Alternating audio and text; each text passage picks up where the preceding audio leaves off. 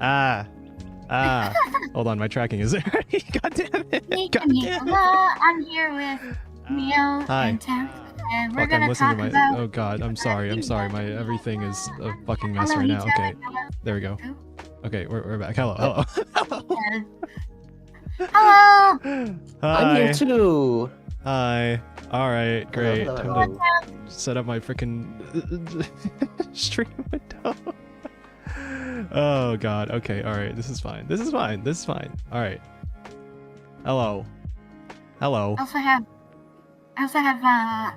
Vim here if I need that on stream at some point. But programming. Yay! Yeah. Yay! Yippee! Programming and game development stuff. We were talking about it a little bit when we were like setting up. We were, yeah. Talking about how interdisciplinary game development is. Like there's so many different aspects to it, right? Yeah, I have a real love-hate relationship with game development. I feel like, I don't know about you guys, but I think anyone who goes into it just basically gets their butt kicked up and down constantly, and like you either learn to love the feeling of taking these blows or you stop trying. Yeah, it's a lot of effort and work and different stuff that goes into it. Every time you end it, it's like, oh, I'm never gonna do that ever again. And then, like, a week or two or a month or two later, you're like, I'm done, and then you get back. I should go back into game development. Going into game development is a sounds like a good plan to destroy yourself emotionally. Yeah. But maybe we should have some sort of structure for how we're gonna talk. Yeah, maybe. So how about we start off with talking about how we first got into game development, why we're interested in game development. Is that good? Yeah. I do want to start this off because I actually have this story about this, and I think I've told it before. But when I was a kid, when I was a little baby, 7th grade, back in the old days, they had these big old clunky TI graphing calculators. I don't know if they still have those now. Phones are pretty powerful. But there's these TI-83 calculators, and they had a very basic form of programming on it. And so what my brother found online was a big old 3-page like script of commands to type into your calculator and make like a little Mario game. It was like really, really basic. It was terrible. Like the Mario character was like an ampersand character or something like that, just moving across the screen. But I was fascinated by it, so I like typed it into the calculator, and I played it for like a couple days. I'm like, this is garbage. This isn't a real game. So I deleted it, and then I was like, wait a minute, I kind of want to play it again. So I went and I typed it back in, and I got bored with it, and I deleted it, and then I was like, I want to play it again. Typed it in again. And I kept doing it enough times that like over time I kind of started understanding what some of the commands were doing, and I started like doing a few changes to it, and then I started taking programming classes, and it was a downhill slide ever since into the madness. But yeah, that's my game dev story. That's the one I've told to aspiring 7th graders who are sitting bored at the assembly listening to the old man talk about getting a programming job. But yeah. How about you guys? Why are you guys interested in game dev? Yeah, I can tell my story. You want to go? Sure. Technically, I think the first time I tried programming was Roblox. I got into Roblox. It was like 07, 08. I was a young child.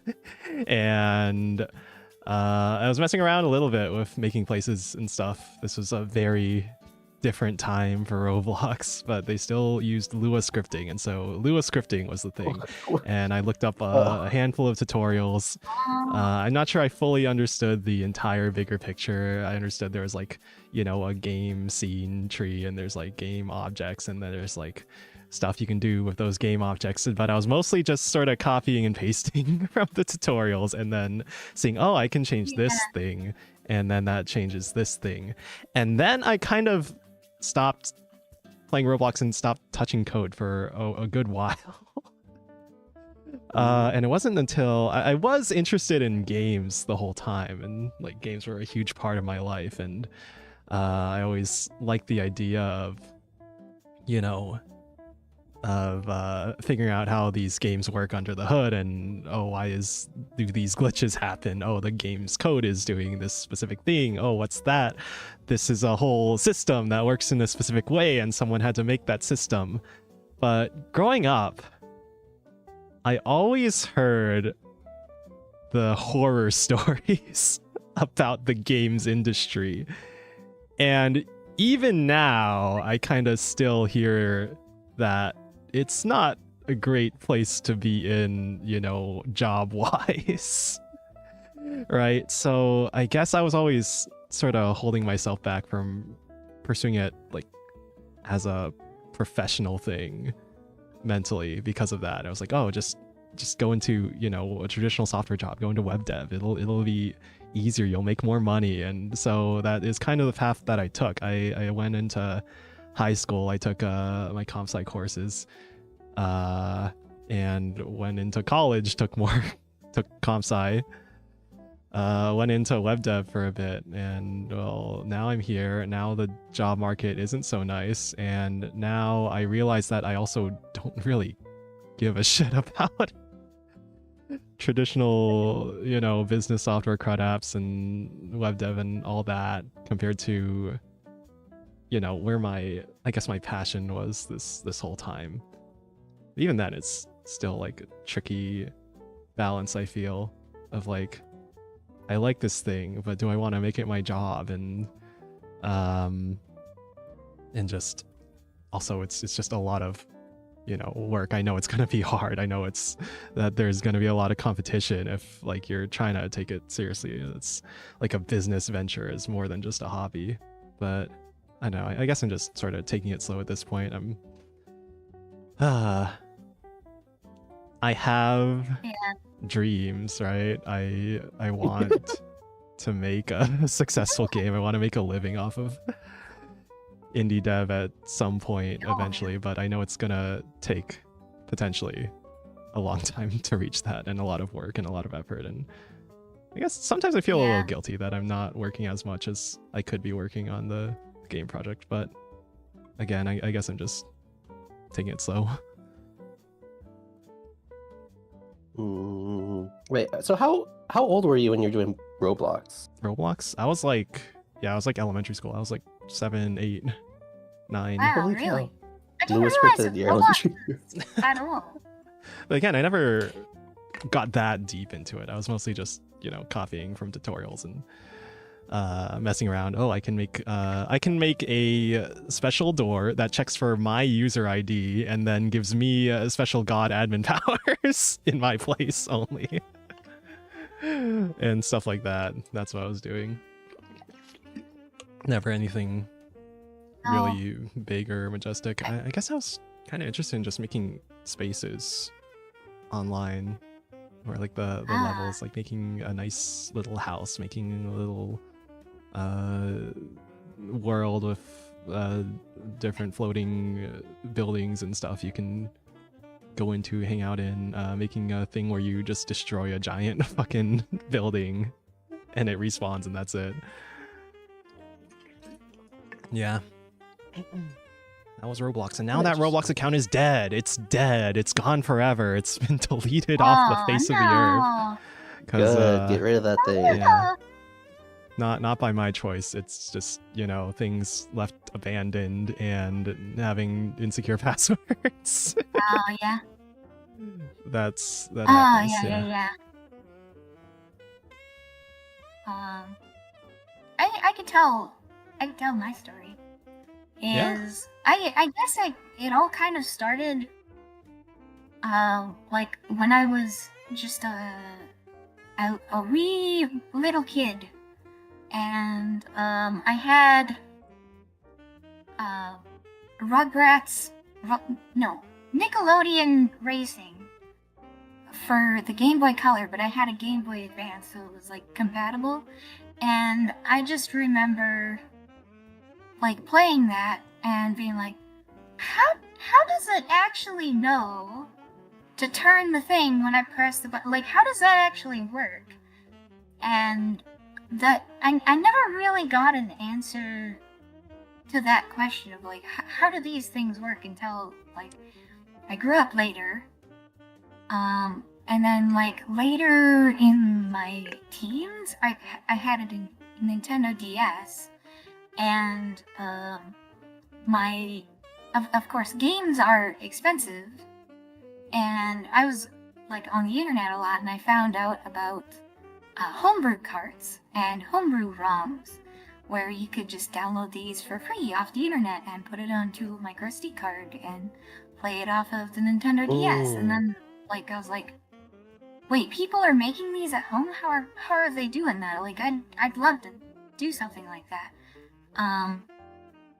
And so then they were like, yeah, they're open source. You can look at it, and it's written in C++. And so, like, I was like, all right, I'm gonna learn. I'm gonna ask around and see if anybody will teach me. And like, there was no computer science program in my school, and like I went around like asking, will you teach me C++? And like there was like one or two people who knew it, who like probably could, and they're like, no, you don't want to learn that. So I'm like, no, we're not gonna do that. And I ended up going to tutorials on the internet and like trying to learn it myself. And I had another friend who was like learning C++ at the time, and long story short, I never actually ended up making any games for the Nintendo DS, but then later on, I like Neo, I ended up getting a TI-84, and I learned like programming for that with the TI Basic, and I didn't use that so much for games. I mainly used it like I wrote programs for like solving the algebra problems in math class, so then I could just like type in the numbers and it would spit out the answer. And then there was the basic in the I had a Commodore 64 emulator on my Nintendo DS, and I was like messing around with basic on that. And then after that, someone told me I should get into Python. I was like, what's Python? And I got into it, and I was like, oh, this is a lot like C++, but like way easier. This is like all the complicated stuff that I don't understand is like removed, and so I can just do the easy things. And then like I did a lot of, you heard it here, folks. Like Python is just C++ but easier. yeah, it's just yeah. So I did like a lot of like Python scripting with like going out and getting stuff from the internet and like storing it in a database. Oh yeah, like I learned SQL around the same time too. Nice. Got on your databases. Yeah, like I was using SQLite 3, the one where it's like it just stores it in a file. And I remember I had this project where do you guys remember Dynmap in Minecraft? No, I never got that much into Minecraft. Okay, so Dynmap is a plugin that runs on the server, like on the Minecraft server, and it shows this map that you go to in your web browser, and like it shows the position, like where people are on it, and like I found out that I think I've seen that a few times. Yeah, I found out that it does that by doing the web request to the server, and it like gets the JSON back with all the player coordinates. Well, me being the sneaky spy I am, I wrote a Python script that would just get that data and then shove it in a database.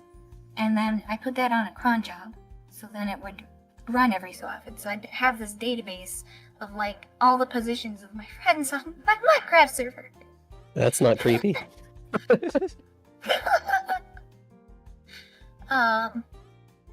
But yeah, so like I did that. I did a few other things with Python.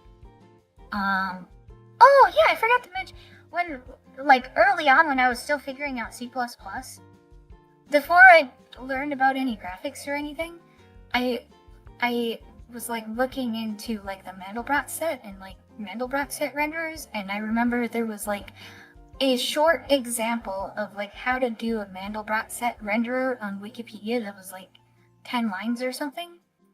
And I basically like it was in pseudocode, right?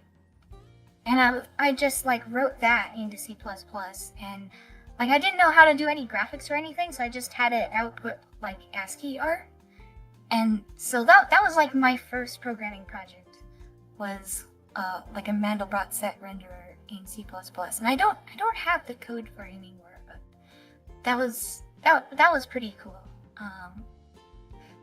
And then and then I went on to Python, and then after that I joined a robotics team and was doing the programming for robotics. And around that time, getting back into game dev, around that time I found out about an engine called Love2D, which is this engine it's written in C++, but you write your own code in Lua, so it exposes APIs for.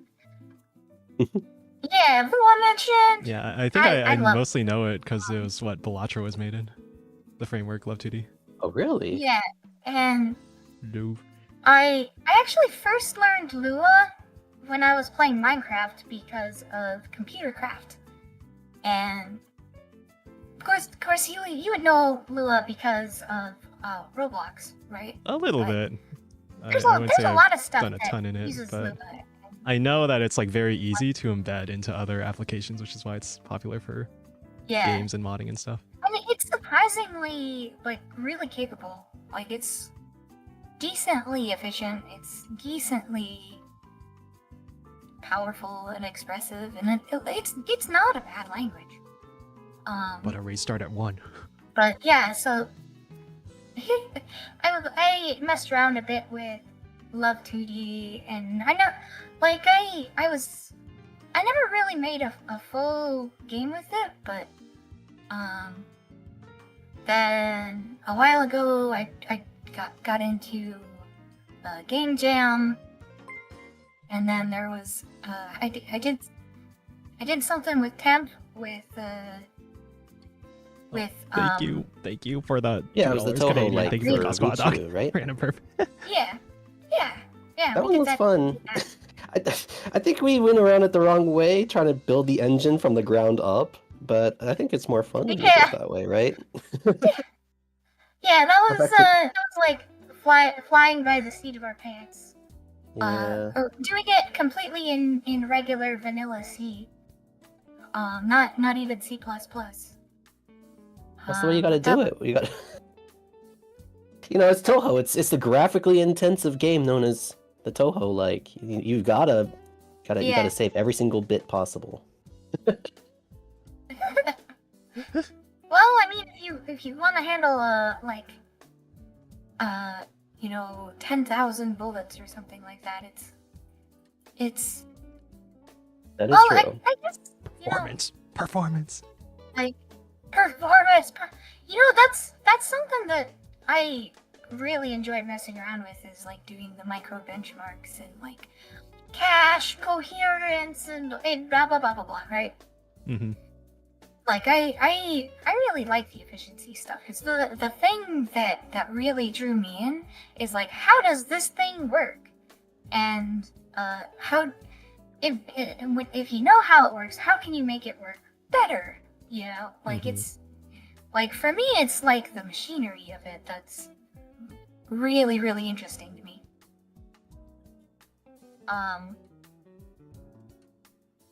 But also but it's not just the machinery though, because there's it's an artistic medium, right? Yeah, like it's not just like oh, put up a website and serve web pages and do the job. It's artistic expression.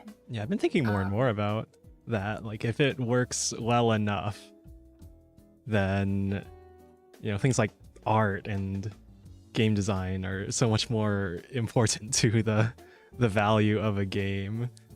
Like, I guess some ideas, like my plan of FPS Survivors, right, to have as many enemies on screen as possible and have it be as performant as possible was, it's kind of core to the idea of the game that it performs well, right? But it also kind of introduced a lot of headaches, but that might be due to me trying to mix two things that maybe shouldn't be mixed, in this case Godot and an outside ECS. Or maybe ECS is just a pain in general. I don't know.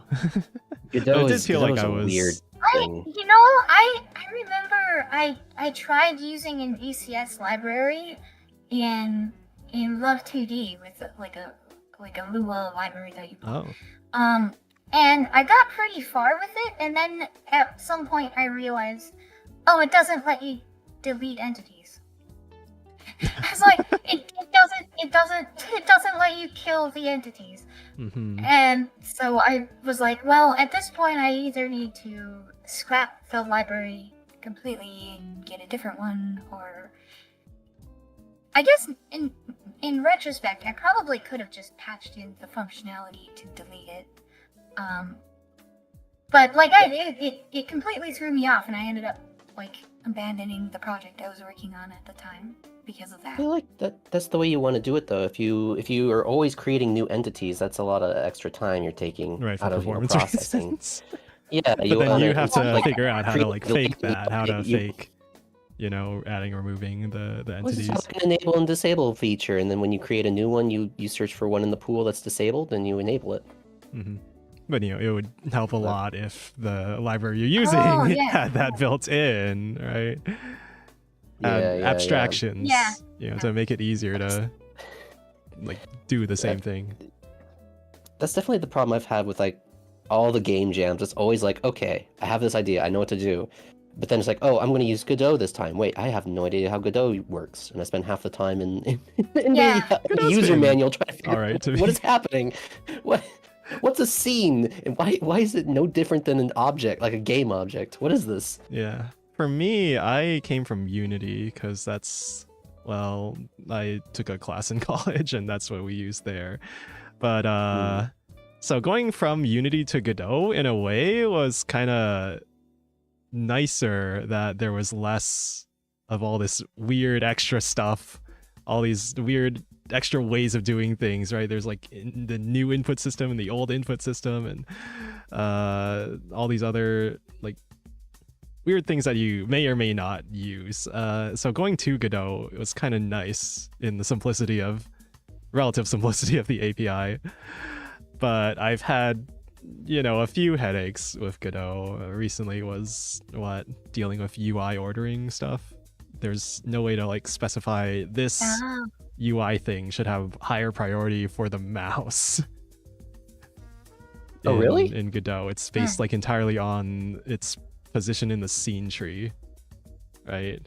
The later thing takes the priority. Oh, really? So there's no Z-axis that you can pull forward on? There's a Z-index thing that affects both the visuals and the a little bit true. Well, I think it affects just the visuals, actually.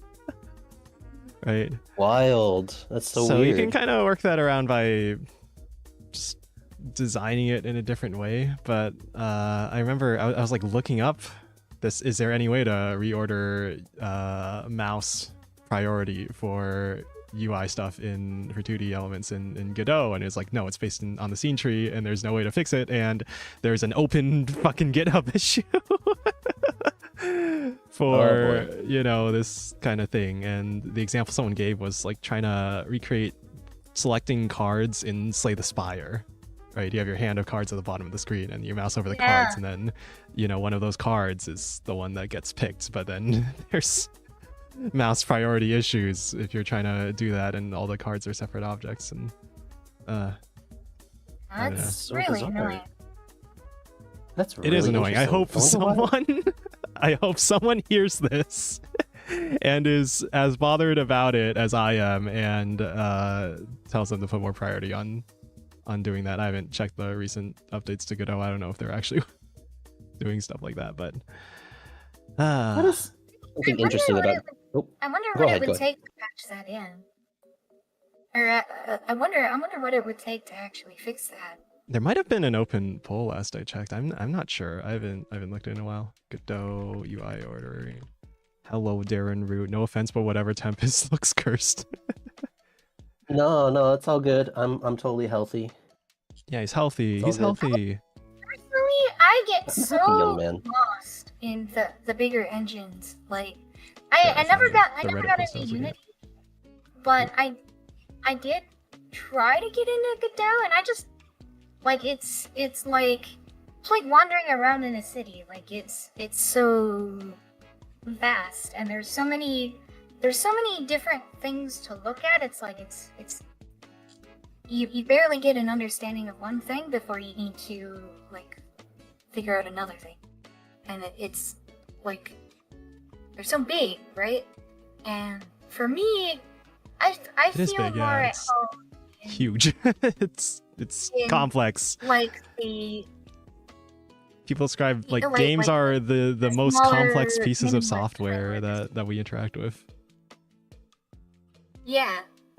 But I kind of feel more at home with like the smaller frameworks, like Love 2D is kind of like a more minimal one.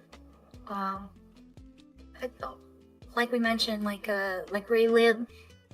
Raylib is basically kind of like a wrapper around like graphics and audio and the various things, but then like a lot of the gameplay stuff you kind of just implement it yourself, but it's like you can figure it out. But then there's also like the how things are done for like the very low like retro computer with like a lot of the old computer stuff. It's like instead of calling into OpenGL or calling into like Unity or Godot for like here's how you render your thing. What they do is it's like here's your frame buffer, and you flip the button, you flip the value for the pixel, or it's like here's the register. Oh, they're really low. Controls, blah, blah, blah, blah. Yeah. Mm-hmm. That's really fascinating. To me, that sounds fun to like watch a YouTube video explaining about. I would not want to like actually have to deal with that code. Getting stuck, getting lost in like the small details though is so much fun. That's kind of, it feels like spelunking. I wanted to say earlier, like I feel like game dev is like a practice in isolation and loneliness, because like kind of like your issue with like input buff, like the input buffer on like Unity not working. You just get so wrapped up in these tiny little issues, and it becomes your whole world for like a day or two. And like you look around and nobody knows what the heck you're talking about or even cares. Yeah. Sometimes you're trying to find the perfect search term to look something up, and you know, it's sometimes you're just misunderstanding something or doing something incorrectly. Just these vast oceans of code. Yeah. And, that is kind of makes me like the idea of working with a framework. I don't think I've ever actually really tried to make something with just a smaller framework like say Raylib or Love 2D or something. So maybe I should try that for a game jam or something. It's a little bit different. But there's the downside is whenever you need something, you either need to find somebody who has written a library for it, or you have to write it. And there's a lot of things that are implemented into Godot and Unity that are either very useful or absolutely necessary for common video game things, right? Things can collide, it can detect collisions, it can have physics and all that UI.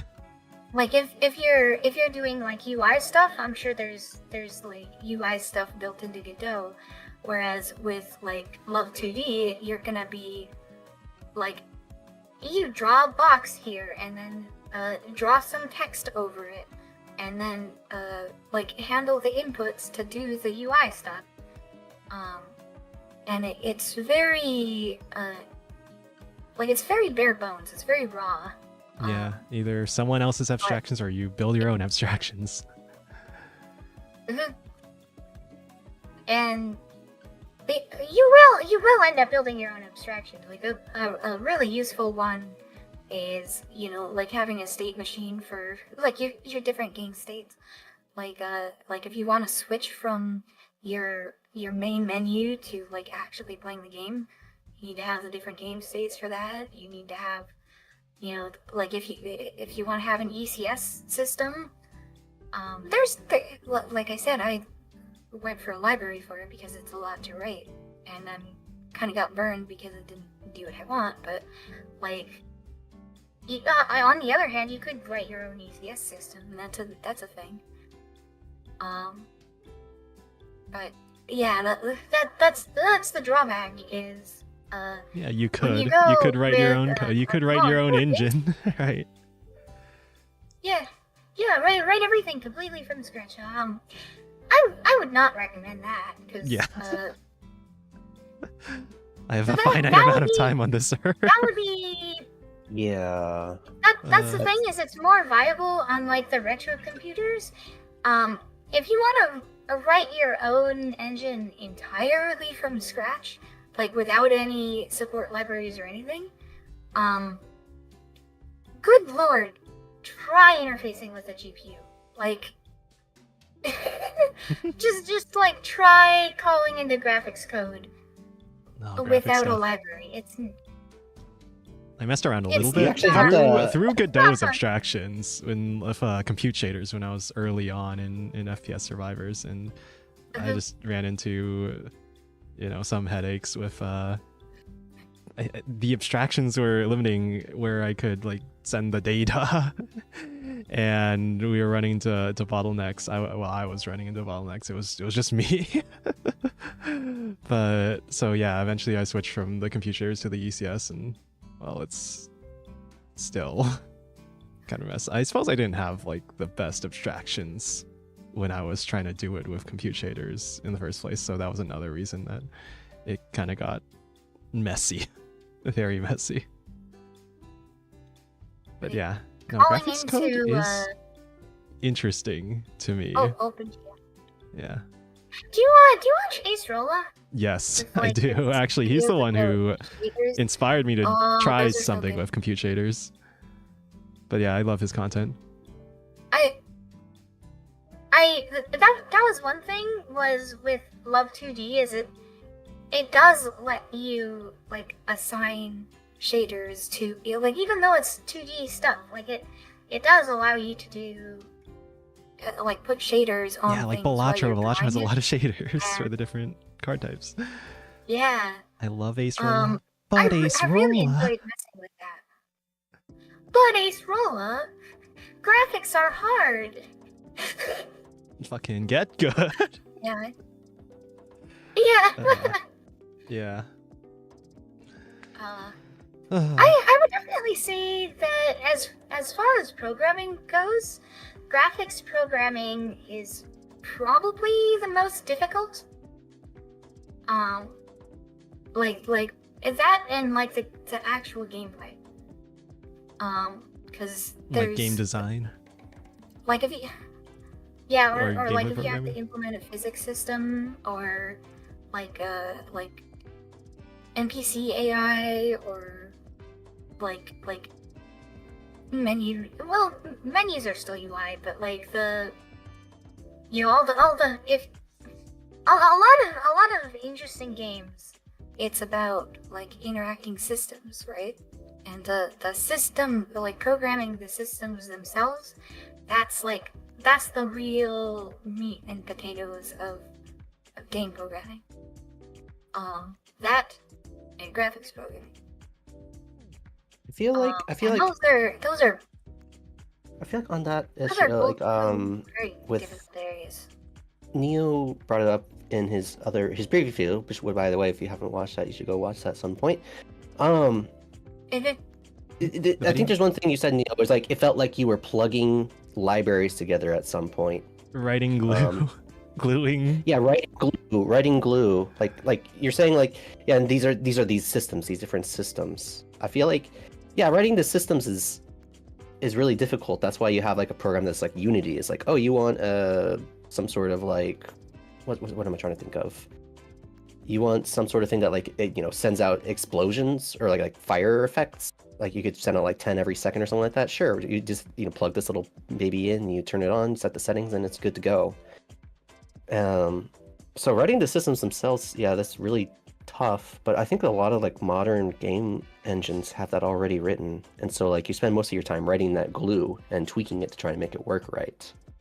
Yeah, it's kind of, how do I describe it, right? There's satisfaction to be had in making a complex system yourself, but that's got to be balanced with like the practical need to just do the thing, make the thing work, right? And the easiest way typically is just to use someone else's code. It's there, you can use it. It works. Hopefully. Maybe. I think you do have to some degree, stand on the shoulders of others until, at the very least, until you understand it enough to deviate with like a well-informed like, this is it. Like, if you just randomly do things, you're gonna be making the wrong decisions all the time. But if you follow what everybody else does 100%, you're going to make something that's 100% derivative. But you have to follow that so that you know like what the normal path is, and then you make those deviations. It's like, well, what if I did this instead? Well, what if I did that instead? That's where you tend to get like the really interesting results. That is something I think about, is how do the tools influence the types of games getting made? Oh, right? Absolutely. Do games all sort of feel the same now because everyone's just using the same Unreal Engine, Unity? I mean, maybe good. Yeah, that's good not old just even. Games. That's art in general. Like music. I remember just last night I saw there was this music genre. I think it was like botanic or blah blah. I forget exactly what it was called. But I remember seeing that one of like the defining aspects of the genre is that it runs like the music sounds through a convolver with atmospheric like forest field recordings. And I remember seeing a tutorial about exactly that specific technique a few months ago, and it made me think, that genre exists because of that tutorial. Because people saw that, and they're like, oh, I want to do that now. And so, like, a whole bunch of people did it, and then it became a genre. And so it's like I think the art comes, it is at least in part, comes as a result of what's available when you're making creative decisions. Like, if you're making a creative decision, you have to know what you can and can't do, and what you can and can't do is dictated by what the tools are, or the creative limitations. Like, yeah, I mean, I think a good example of this would be in the Phase Connect game jams right now. We're actually seeing an increase in a lot of 3D projects that uses the freely available Phase Girl models, which is very interesting to me. I like seeing that. Yeah. But it's like when it's kind of like what you're saying. Like when something becomes available, people like jump on it and they use it, right? And so a lot of what it's kind of an interesting idea of like seeing where what comes from what's available. Not really like this person's going to set out with a specific idea in mind and make a certain kind of game. It's kind of like, oh, they saw this thing and they thought, well, what if I use it for this? And then they draw inspiration from what's available, right? Yeah, kind of. Yeah. That's kind of like what I did as a streamer is there's like the AI or like FlaVR as a whole, right? With the AI stuff came about, then Pippa did a stream on it, then a bunch of people, started streaming with it, and it's like we wouldn't have done this if it wasn't available in the first place. So it's like I think the art comes from the tools that are available, or at the very least the ideas that are available. Yeah, I guess the bright way of the good way to look at it. The bright side is like this enables people to make art. This enables people to make things they wouldn't have otherwise made, right? And then the negative, cynical version of that is like everyone's using the same thing, so it's all gonna look and feel the same, kind of, right? So, Well, I mean, it's another thing I thought of. I was thinking about this like as I was making music and as I was cooking, which is that music is very similar to cooking, which is where you have the ingredients and you kind of just mix them together, and the thing that you get is a result of the things that you're mixing together. And some things mix together very well. They're consonant. Some things don't mix together very well. They're very dissonant, and that's true in cooking, where it's like, like orange juice and toothpaste would be like the classic example. But there's other ones that are like normal ingredients, where it's like if you mix that together, it's gonna taste bad. I think that's the case for a lot of artistic things. It's like if you use the same ingredients, you're gonna end up with the same result. And so if you want to stand apart and you want to do something different, then you have to incorporate something else into it. But there's always too. Yeah, you could see it as an opportunity, right? That you can distinguish yourself by using something different and making something different. Yeah. But I think you generally want to do something that's already well established as being good, and then putting your own variations on it. Yoink and twist, as Ludwig says. Yoink and twist, don't say that. Oh. Sorry, did I activate a trauma or something? Like if you yeah, that was a landmine of a memory that you just exploded. Oh no. No, I remember watching that stream. Or not stream, but it was like an hour long. What was this stream?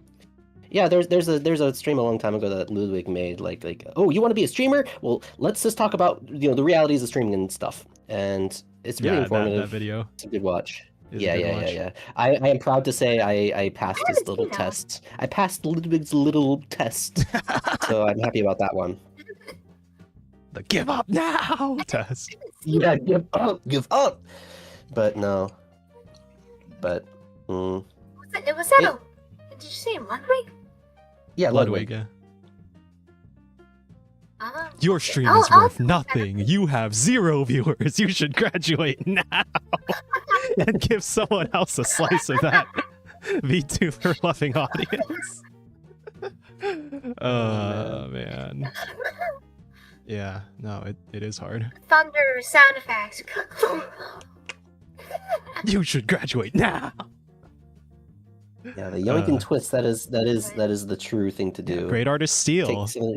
There's like this hour-long video essay I saw about. It's from an indie team talking about their game and the various inspirations they took in making that game, and it was titled "Great Artists Steal," which is a famous quote line, right? But it's true, right?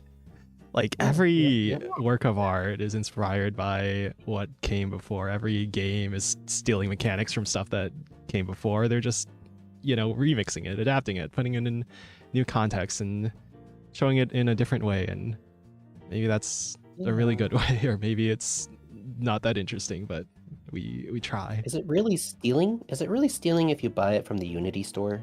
Let's be real here. Talking about stealing, I think about Getting Over It and Only Up and those kinds of games as well. But... yeah. What do we even call them? I've heard Foddy likes. I've heard Rage Games. Oh, I was gonna say Unity Asset Flip. Asset Flips? Yeah. Unity Asset Flip game. That term a lot. Yeah. But I mean, it is the young. It's not quite a Yunkin twist because it kind of made its own genre, or the first one did anyways. But ever since Getting Over It, like there's been so many of those derivative ones trying the Yoinkin twist. It's Getting Over It, but it's in 3D. It's Getting Over It, but it's multiplayer. And you're linked together by chains. You're on a unicycle. There's like a small indie dev studio I was following, and they basically spent a month trying to make one of those games. And it was called Unicycle Pizza Time or something like that. And it actually sold pretty well because it popped off in Japan. VTubers were playing their game. Oh no. So it worked. It works. Just make a streamer bait game and get streamers to play it. Yeah, streamer bait is the new thing. The new meta. Mm-hmm. Yeah. The digging the whole game. No, actually, streamers are really important. Oh even my God. was it like I was watching GDC talks from like 2017 from the Slay the Spire team. They were talking about how their game started getting traction because of streamers, right? Yep. And I was like, no, I mean that's all of them. A decade ago. It's so important now. Nicola brought up the elephant in the room, the digging the hole game. Yeah. Oh my God. Game about digging a hole. Web fishing recently, right? Oh yeah, that one's crazy popular. I think the digging the whole game that was a really cool use of voxels though, right? Yeah, no, I mean it looks pretty interesting. Yeah. Like it's just what do they call it? Sign distance fields. It's like an hour-long game. Is this streamer bait? Well, that's the thing is it's there's the difference between what's good for a stream and what's good for casual play. Hey yo, hi Sarah. Like a 36-hour game that's gonna end up being a 3-part series. Stream is, and like you need to remember what happens at the start when it gets to the end, for like the story to make any sense. That's gonna be awesome if you play it casually. If you stream it and you have to do it in like 3 different streams and you get people coming in at the end and it's like, who's this guy? What's his name? What's going on? Or like you title your stream Part 3 and then people see that and they're like, I didn't watch Part 2 or Part 1. I don't want to watch this. Yeah, you're not gonna have streamers watching or playing that game, and then like it's not gonna get very much attention, and then it's not gonna sell very well. Yeah, that this isn't a game that like didn't sell well, but it reminds me of there's like a clip of Pirate Software talking about how when he was streaming Outer Wilds, how his viewership went down, and that was because people were like going to, I don't want to get spoiled on this game, I'm gonna play it myself. Yeah. Right?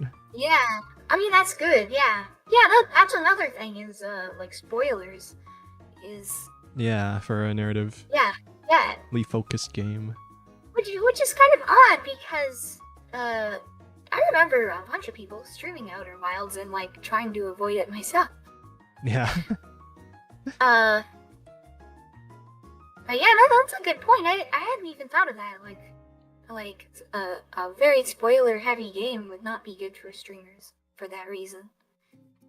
or cutscene heavy. Anything that's really cutscene heavy, it's kind of like a lot of dead air from the streamer, right?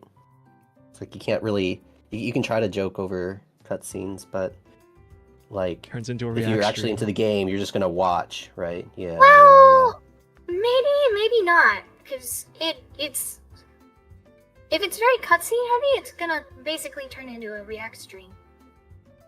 I love and React so slop. I love slop. If it's good content, yeah. if it's gonna like, if it makes for good React content, then that's fine.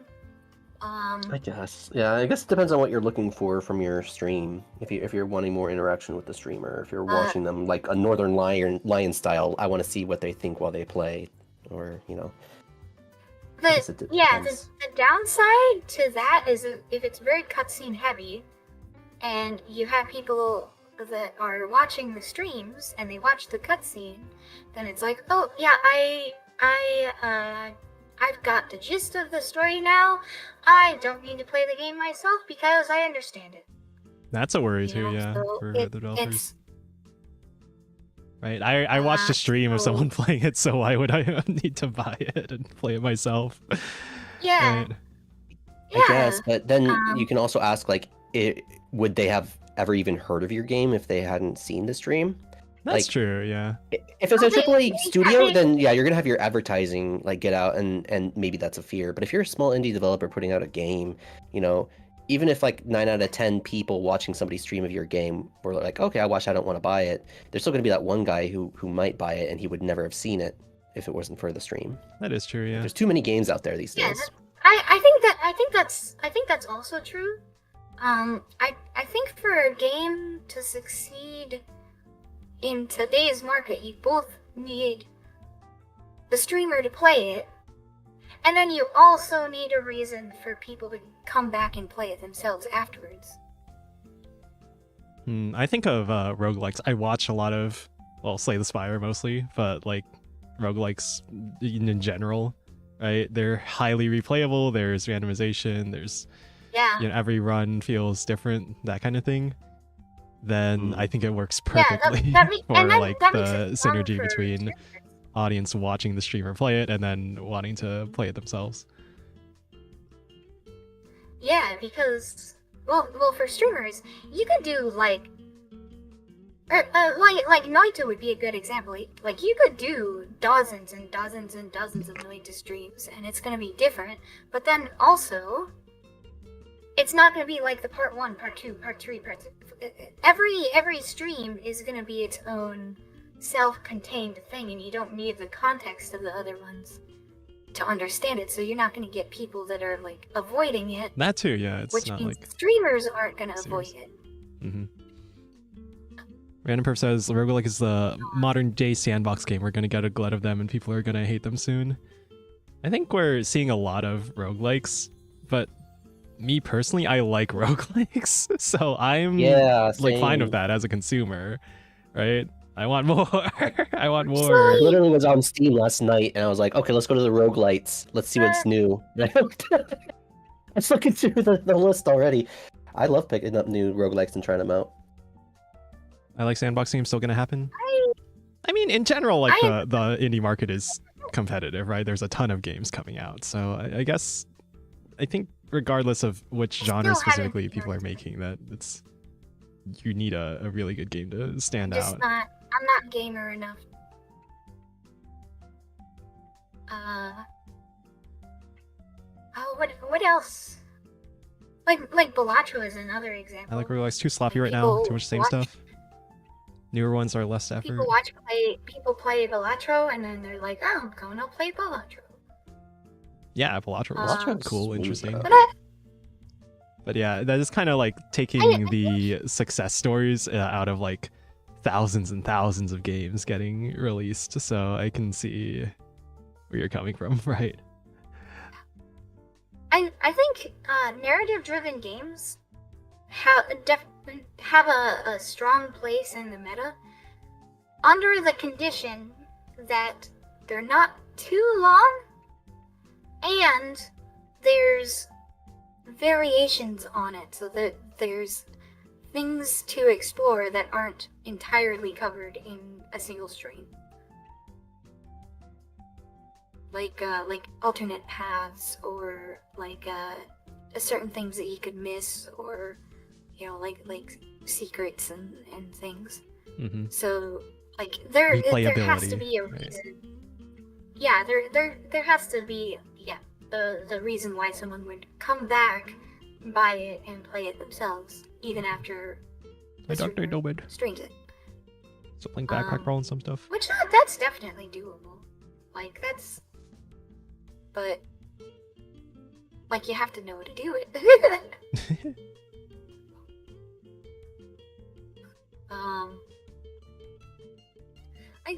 There's also like what feels impressive playing it, and what looks impressive on screen too.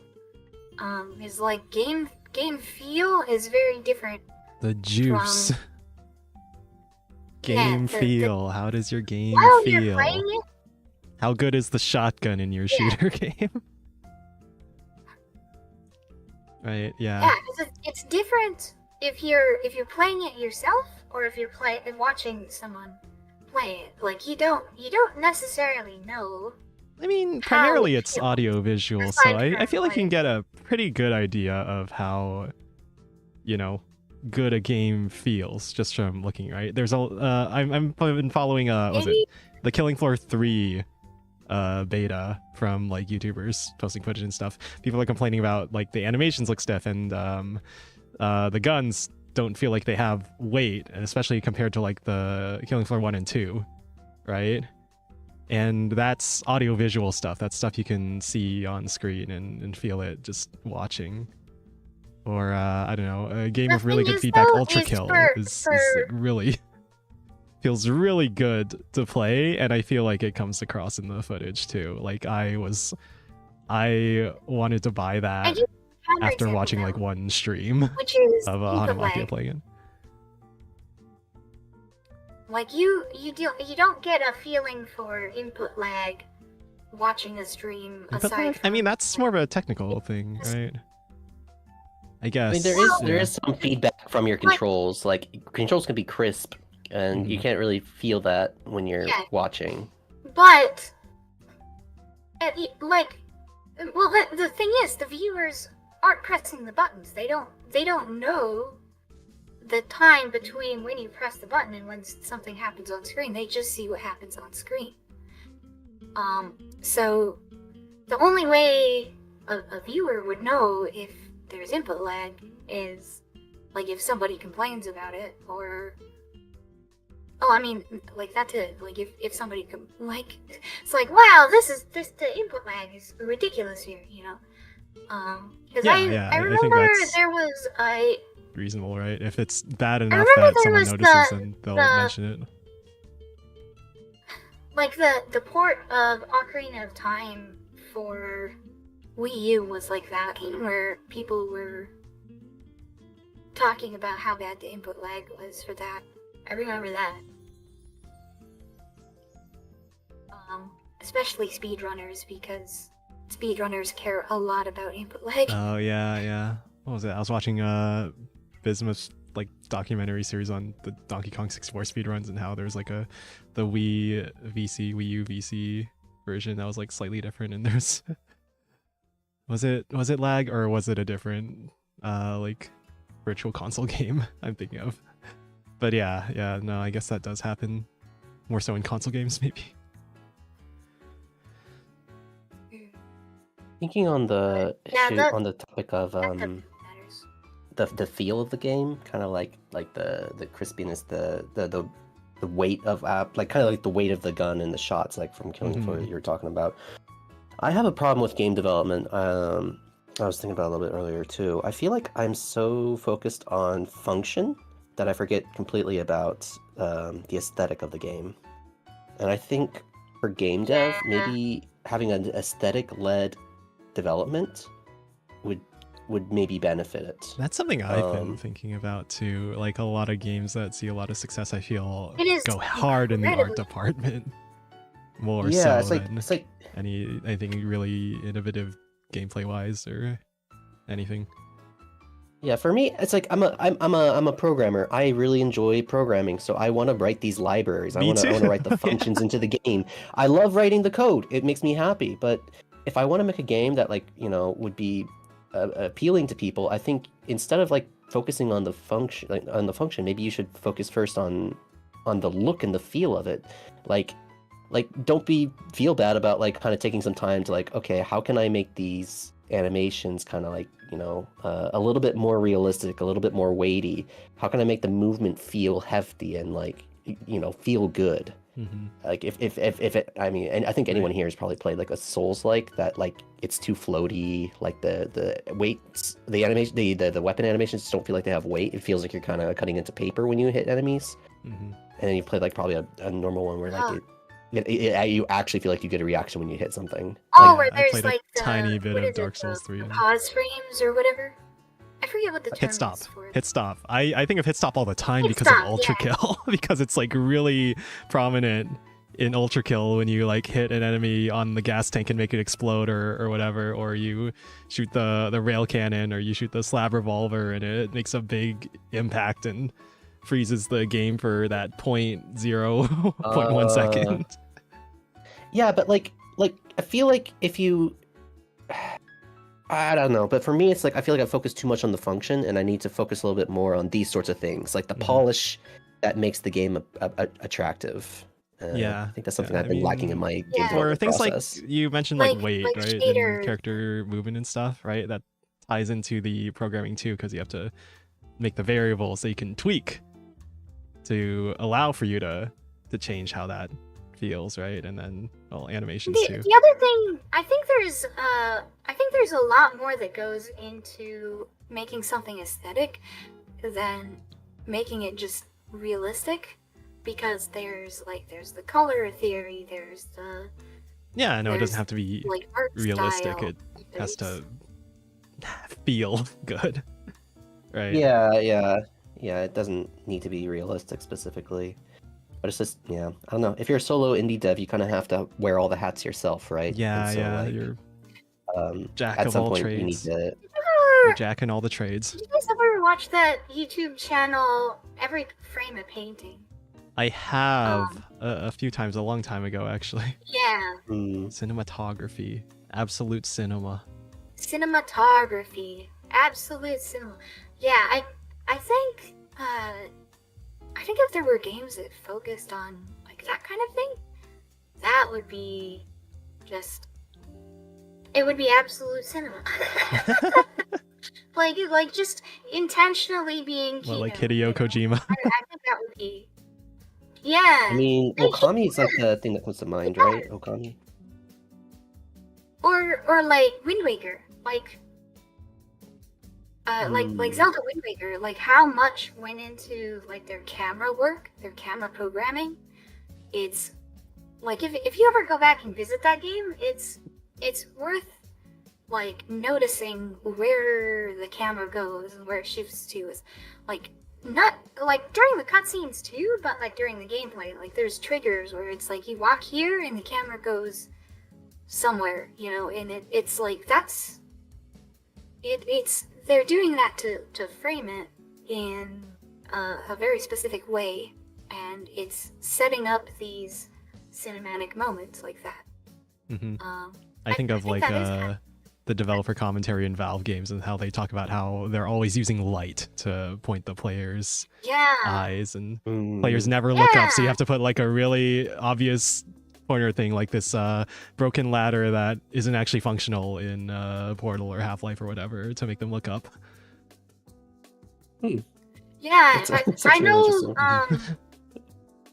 I know this map developer. It's funny to say map developer, but it's absolutely true. For that series that I played with Kara, the Super Hostile, we did Inferno Mines, and I remember him talking about the very intentional use of lighting when he was doing his developer commentary. That it's very, very evident. It's like there are things that dry your eye, or like you go over there's like, oh, there's a light over here, let me go look at it. oh, hey, what do you know? There's a chest, like, right next to the light source. And it's like, he put that there intentionally to bring you over to it. It's interesting how much time and effort is spent on, like, the player's experience. Like, take, you know, like, things you wouldn't normally think about when you're, like, making a game, but, like, when you think about it from the player's perspective, it's like, oh, yeah, it just needs to happen. Yeah, or, like, player psychology. I'm thinking of, in JoJo Part 2 and Joseph Joestar, like, your next line is so-and-so, you're gonna do this next, and then the guy does it, and you're like, what? But with, like, game development, tricks, map development stuff. The yellow paint. Yellow paint? Oh man, should we talk about yellow paint? Little yellow paint. I think yellow paint is a lot like the lighting cues, just like way more way I think too the problem obvious. is it's not subtle, Like, right? It's too players have noticed, right? It's become like they're doing the thing. And yet it feels like we're still okay with older tropes like explosive barrels are red and items that glow because they're interactable or whatever, right? It feels like, yeah, I don't know, it's it's kind of a modern evolution of that, but people find it too heavy-handed. Which is kind of weird when you think about like older tropes that probably are just as heavy-handed. Yeah. I don't know. I mean, yeah, it is. I played a game a while back. Still Wakes the Deep. There was so much yellow paint in that game. It was really obvious. But at the same time, it like if you didn't have it, you'd be kind of lost the whole time. Yeah. I mean, they have to signal it somehow. It's right? Like, I'm going back to like Valve developer commentary. They use light to guide your review. Insulting when I think it's insulting when they use the yellow paint when it's something that you know that you would figure out without it, and it's like, why did you didn't need to tell me that, or you didn't need to be so blatant about it. Right? The one example people keep telling from like God of War where there's a puzzle and Kratos just says the answer as soon as you get to it because I guess playtesters weren't figuring it out. Right. Oh. But then also like that kind of takes away from like the actual challenge of the game, where you're just. I mean, it does. You're just right. walking along the rails that they're setting out for you. Sometimes it feels like things are just too automated, right? I'm thinking this is like an older example. I played Assassin's Creed 2 and then I played Assassin's Creed 3, and I noticed like the parkour was a lot more automatic in Assassin's Creed 3. Like there were more stuff you had to do, and it felt like you had more control in the older one. I don't know. It could just be biased or misremembering. Another but that's thing how that I would say, I think the yellow paint might also be a symptom of the art style not being how would I say this? It's not conducive to the gameplay, right? Like ludonarrative dissonance. Like the funny word. The funny word. The word You said the thing. Except not really. It's the art style in games with the yellow paint tends to be more hyper realistic, and the downside with hyper-realism is you have a lot more detail, which means there are a lot more things that will direct your attention. And so that's why. Actually, yeah, that does probably explain it. The yellow paint is to direct your attention. So maybe you could avoid the yellow paint by just going with an art style that's less detailed, and then there's less things to focus on, and then you just naturally focus on the thing that is actually important. Yeah, maybe it's just a symptom of the goal is to make every little thing as beautiful as possible, but we're not thinking about like the bigger picture of what's the player gonna see and what's their focus gonna be on. How do we like direct the player's attention to a certain thing in a way that doesn't feel heavy-handed and dumb. Not as egregious as Quake. I remember when I was a kid. I remember when I was playing. I had the collector's edition of Zelda for GameCube, which had Ocarina of Time on it. And I remember playing Ocarina of Time. I went into the Temple of Time like early on, and I was like, "Whoa! There's this very detailed door here. I bet this is important." And I spent like an hour trying to figure out, like, what do I need to do to get the door to open? When really, like, the door opens later on in the game, but like it's very obvious that the door is important because it's the art style is like very clearly showing that it looks different from everything else. Whereas like if it was, you know, your the typical Unreal on Rails yellow paint game, everything looks the same. Nothing necessarily looks like, oh hey, this is the thing visually, that I need to open to progress to the next area. When we were talking about how tools impact games and making them all feel samey, like the visuals of the Unreal Engine, right? Or more, or another smaller thing I noticed, there's like a YouTube channel. I'll say this. Oh. The Unreal Engine graphics are really, really good. Like I play like Power World. Like I was playing Power World, like, damn, this game looks fucking amazing.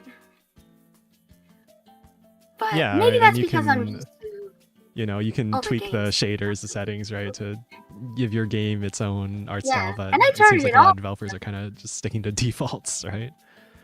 Shaders are scary. There's a bunch of like numbers and stuff. Like, what is this? I don't want to know what that is. Code that affects visuals. Differential equations. Lighting. Yeah. What was I going to say? There's a YouTube channel talking about DLSS and upscaling and how games are looking worse. And it's getting even worse with frame generation. And developers are deprioritizing actually optimizing their games because they're like, oh, we can just have it render at a lower resolution. It'll be fine. And then every game is now a blurry mess. No.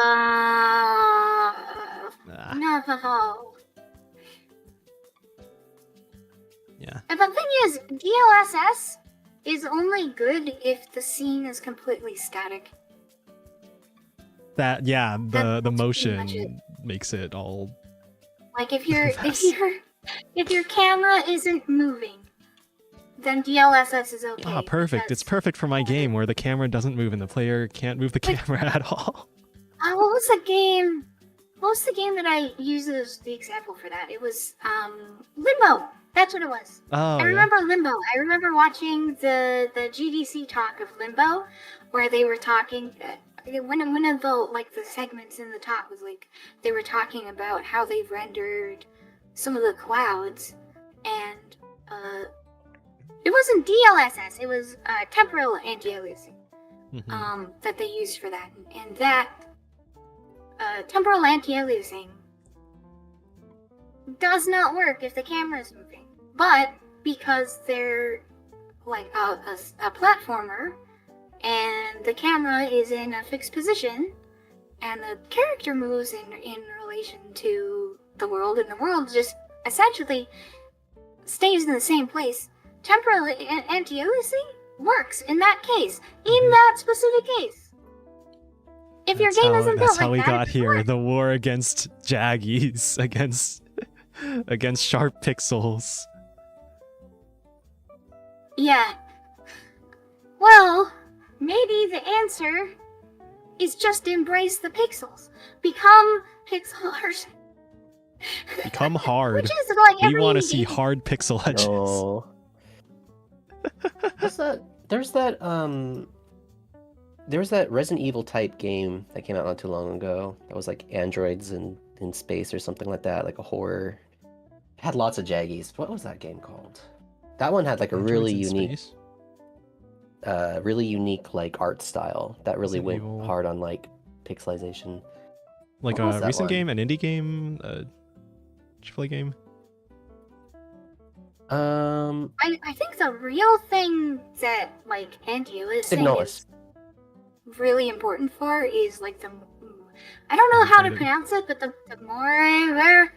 moire patterns, I don't know. Moire, it's I like think? a French word. Yeah. I don't know. Where you've got like a grid off in the distance. Yeah, 2 grids. And it has you have one grid which is your pixels, because the pixels themselves are a grid, and then you've got another grid which is misaligned with it because you have a grid in your game for whatever reason, and it's off in the distance, and hey, you get a moire pattern because of like the interference between the two. Yeah, it's really distracting. And yeah, and the only way to cause that not to happen is to like smooth the transition between the pixels on your screen, and that's what anti-aliasing is. Really? Whoa. Sorry, I'm like googling this right now. I'm looking at these moire patterns. It's like really, it's really fascinating. That's what's causing like that's so interesting. I never knew that. Like that was like the stutter. That was a moire effect. Yeah, camera capture of an LCD screen showing moire pattern. Yeah, line moire. Yeah, that'll also do it, because then you've got the pixels on the screen, and you've got the pixels in the camera, and then they're not aligned, and then yeah, you get a moire pattern. Yeah. Whoa. But you can end up with the same thing in a video game. Like a really good example is Minecraft, because I don't think Minecraft even has anti-aliasing. It might be in some shader or something, but I think they just don't have it at all. And like if you have like a flat world and you look way out in the distance, you can see a moire pattern like clear as day. And then the texture filtering. I think the Minecraft default is no texture filtering, right? I don't know if they changed it recently.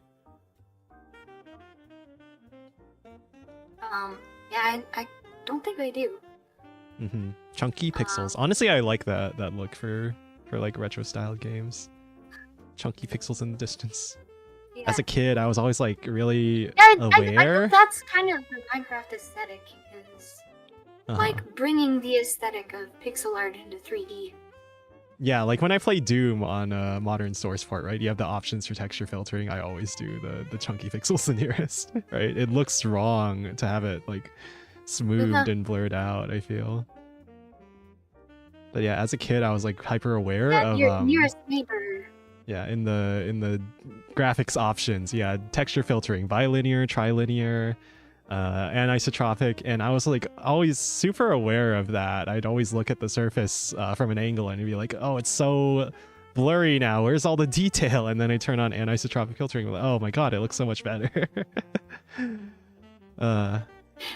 There's a similar thing in audio too with downsampling. I'm hydrating. Where you can get the effect of like playing audio with a low sample rate with the downsampling. And like I've been playing around a little bit with I'm trying to figure out how to use Melody Tracker for making like tracker music. 4-bit. And there's a setting there 16-bit. For like you have the interpolation on or off, and if you have interpolation off, it has that the low sample rate audio. It's very much like the audio equivalent of like a muddy sound with no details. Yeah, like of like nearest neighbor, or like linear or cubic or whatever for the pixel upsampling. Actually, yeah, that's been something I've been aware of when like trying to rescale pixel art for thumbnails and stuff in GIMP. There's the sampling method setting to nearest versus linear, bilinear. Yeah. Yeah, I tend to use I tend to use nearest neighbor or it's called none in GIMP, but it's nearest neighbor. Mm-hmm. I use that for upscaling text as well. I think it works better for that. Pixels, chunky pixels. Like I like my chunky text is pixels. blurry, you don't want your text to be blurry either. Mm-hmm. But there's some things, like if you take a photo and you upscale the photo, you want that to be interpolated. Mm-hmm. Yeah. Like that generally looks better. Yeah. Random Perv mentions how like believability is his problem with yellow paint, where they use it like in a jungle forest no one's been to. It's weird. Right. You gotta make it more realistic. You gotta drop some yellow paint buckets around your environment, so there's a reason there's the yellow paint. I got a notification from OBS, but it's like. Did it quote unquote crash? But it's still streaming. I had that once actually. And I remember seeing the Pirate Software short where he has that same thing happen. Yeah. Is that where like the OBS crashes and the screen is just like not moving, but it's still streaming and everything's working? Yeah. Yeah. I think in my case the preview is still updating. I think my OBS is still working though. I think it was just like a notification, but it was like a blank notification. Blank? That's threatening. I've gotten that before, but I don't know, like, what did he mean by this? You know, like... What did they mean by this? What did OBS mean by this? But... what else could we... Oh, music! Music. So, speaking there's of... all the different... Yeah. Like, I actually first got into music because I wanted to make my own music for my own video games, and that's like my origin story as making music. So like, I kind of started with guitar because I got a guitar for Christmas when I was 7, and like. Because I liked how guitars sounded, and then they got me an acoustic guitar. They're like, oh, well, this isn't like the distorted electric guitars, is it? And then also I was like, oh, this is way too complicated when I was like a little kid. And then like I was like getting into making video games, and like, I'm gonna need some music. I should learn how to do music. And I found my guitar like up in the attic, and I was like, alright, I'm gonna learn music theory. I'm gonna learn blah blah blah blah blah. And I kinda did. I kinda did a little bit. Yeah, for me music was growing up in school. We had like a little music class in elementary school. I was in choir through like end of elementary school, through middle school, through high school. So that was like my big intro awareness of music, right? And I mentioned I was gonna mention guitar too, right? K-On! Was the main inspiration for me in wanting to learn the guitar. Like I had a guitar at home for the longest time. I never spent the time to learn it, but then K-On! And like seeing cute anime girl happy music. I want to learn to play anime songs, and that's when I started messing around with the guitar. Been a while since I've touched it though. I've been I guess more focused on singing, but yeah, and I watched a lot of music theory videos on YouTube, so I guess there's that too. Learning about chord progressions and things like that. But yeah, music's cool. Music's okay. I'm not that into music. I just mainly listen to music that come from video games because it reminds me of the games and that makes me happy. I like that too. I don't know. I'm not that big into music of most things. I kind of like video game music, like just as the music. I think it's one of the better parts of like the art of game. Like I think this. Okay, here's one of my hot takes. Here's a Nicola hot take, which I've said this before, but I still stand behind it. I think good music can save an otherwise bad game. Like if your game is completely terrible, but the music slaps, I think it's still gonna be pretty memorable. I can see that, yeah. If only for the music. Like people will be listening to the music years later and be like, damn, that game sucked, but the music slapped. And I mean, ideally both are good, but they'll be remembering the music, yeah. But I think of like Hotline Miami. That game had amazing soundtrack that was highly influential. Well, that was a good game too. But it was a good game, yeah. Yeah. Very aesthetic. It reminds me of a game called what is it? I don't remember the original one. There's a game called Metal Hellsinger, and it's this kind of like a boomer shooter, but like you have to. You're only allowed to shoot on the beat to the rhythm. Yeah, exactly. Yeah. And the music in that was really fun, but I didn't care for the gameplay so much, but the music definitely elevated it. Game that was like that.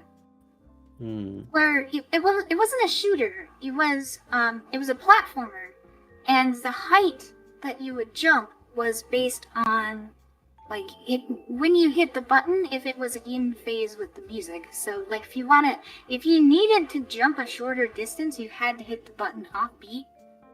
But to like get the full length of your jump, you'd have to hit the button to jump on beat. It was a really cool game. I'll have to see if I can find that. But it was a DS homebrew game. I really enjoyed those at the time. Rhythm games are hit and miss. I love like Rhythm Heaven, Rhythm Tengoku or whatever. I love games like that. But then like Crypt of the Necrodancer, I despise that game. I can't stand it. I never played it. Stand it. But for me, rhythm games, I got into Osu. Like, oh gosh, I was like obsessed with it, and then I started having scares with my wrists, my wrist injuries potentially, and so I kind of stopped going as hard. But I was into rhythm games for a good amount of time. I mean, I still like them. I just haven't been playing them as much recently. But yeah, that too, and like music, like anime music. I found Vocaloid basically through Osu. At least that's basically how I initially discovered it. There's like VTuber covers too, and all that. But yeah, lots of anime weeb music from that. Man, can you hear my stomach grumbling? My stomach's been like going crazy I didn't now. Must have heard you. I keep seeing it flash on the Discord thing, like, oh, it caught that audio. Oh god. What is your? Oh, Ita Oni asked a really good question. What is your?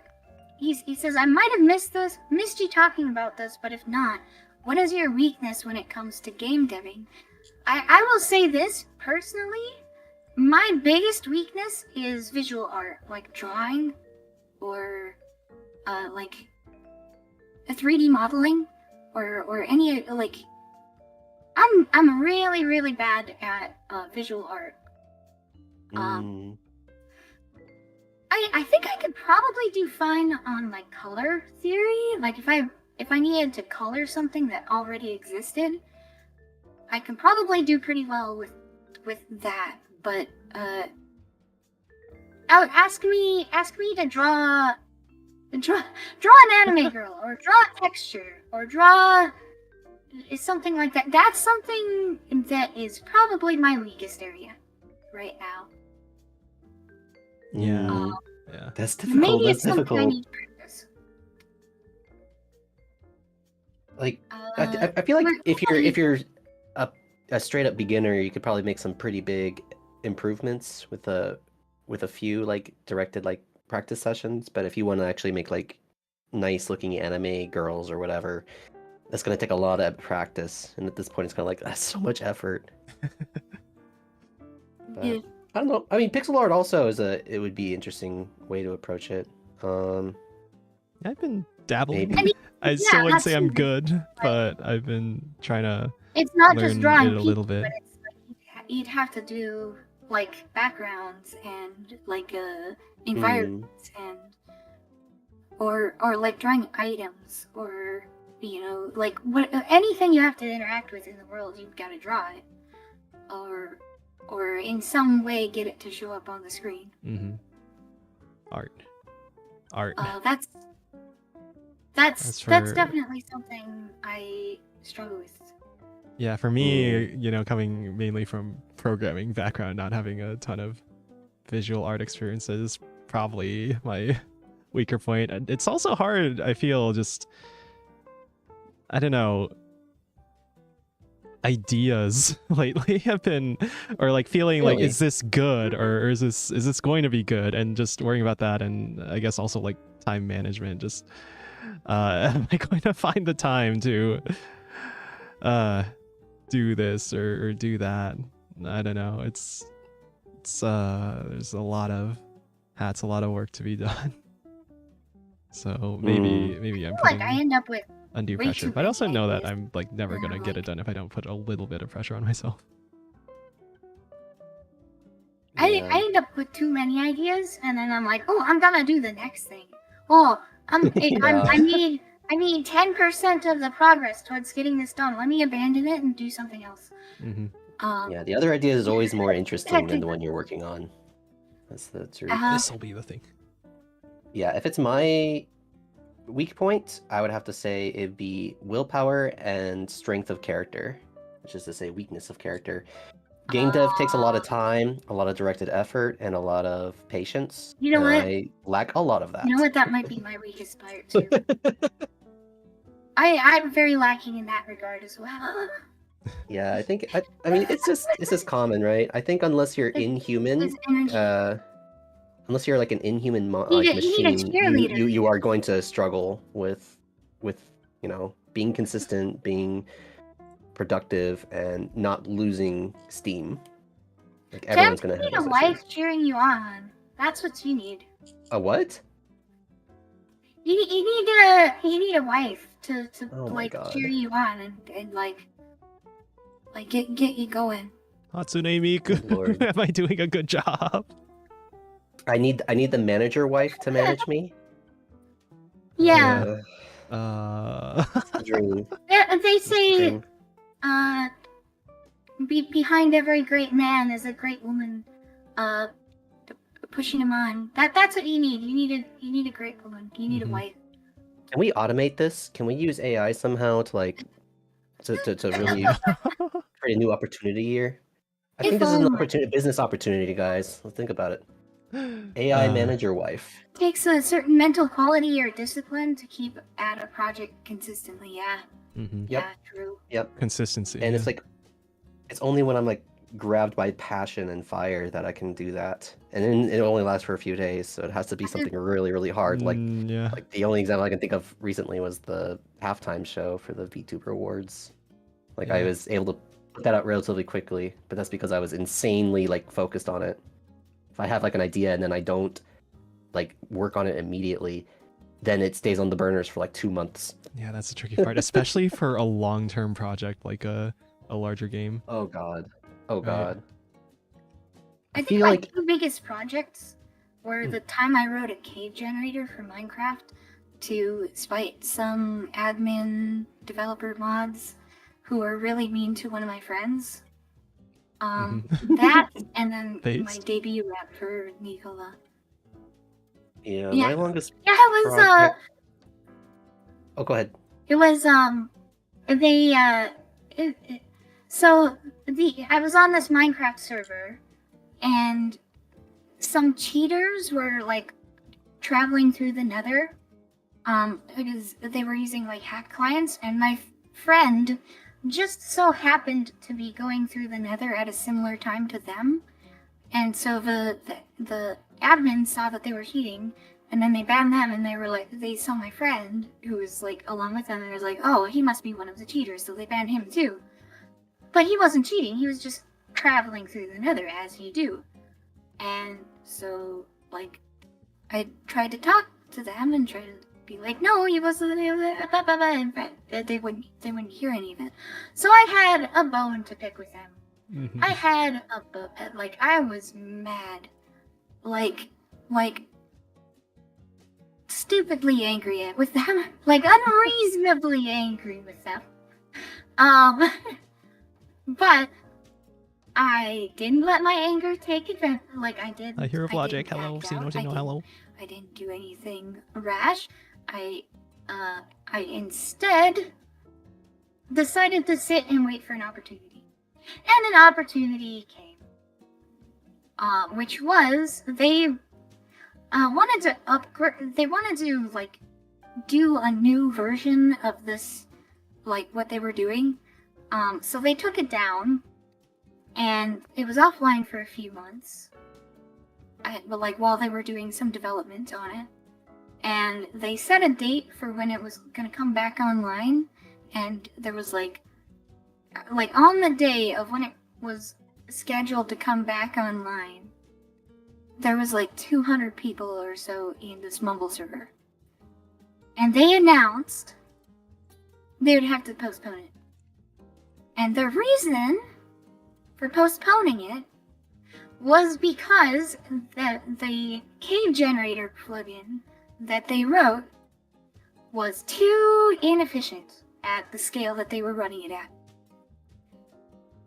And they have to run it for like a week. So I saw my opportunity. Mm-hmm. And you know what I did? Uh-huh. What did you do? I rewrote it from scratch in C++. Instead of the Java plugin, instead of the Java plugin for the bucket server for Minecraft, I wrote a library for reading the chunk data that Minecraft stores its world files in, that like all the NPT data for like items, like I wrote this NPT library, and pure C++. Nice. You know, load it into memory, do the I wrote the algorithm for the cave generation. I put in this optimization using a side distance field. So then, like, basically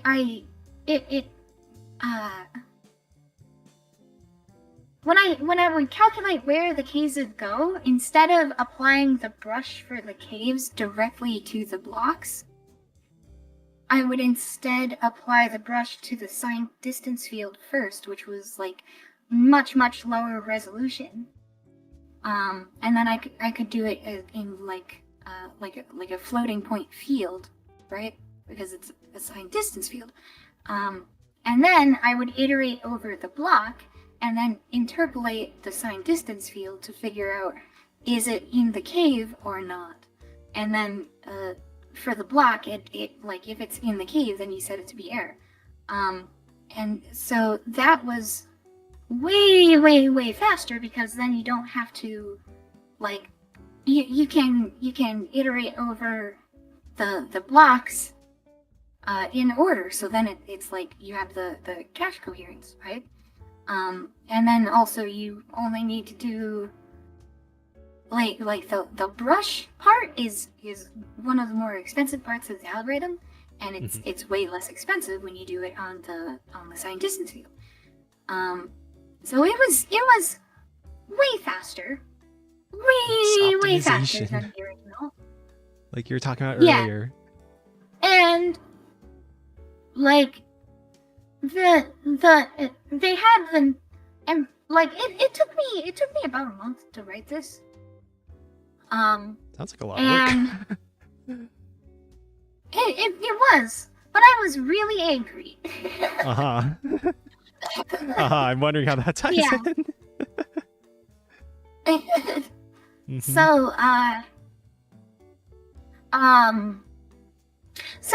like at that time they had But by the time I had it released, they had the new map up and running.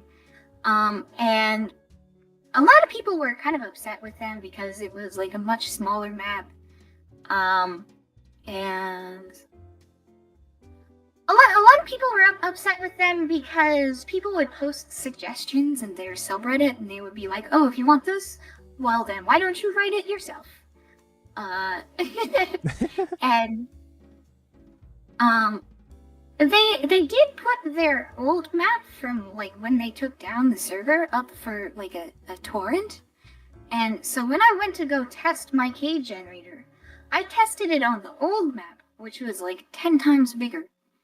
And my benchmark was that on my laptop, which was much slower than server hardware, with the old map, which was like 10 times bigger, it took my cave generator like an hour to generate all of the caves for it. Versus like the the week or so that it would have taken them to run their plugin on their map. Nice. And so I made this post. I made just the most antagonistic troll post. Just baiting them. Like I was so mean. I was so mean. And I posted the code, and it was open sourced, and they banned me from the subreddit.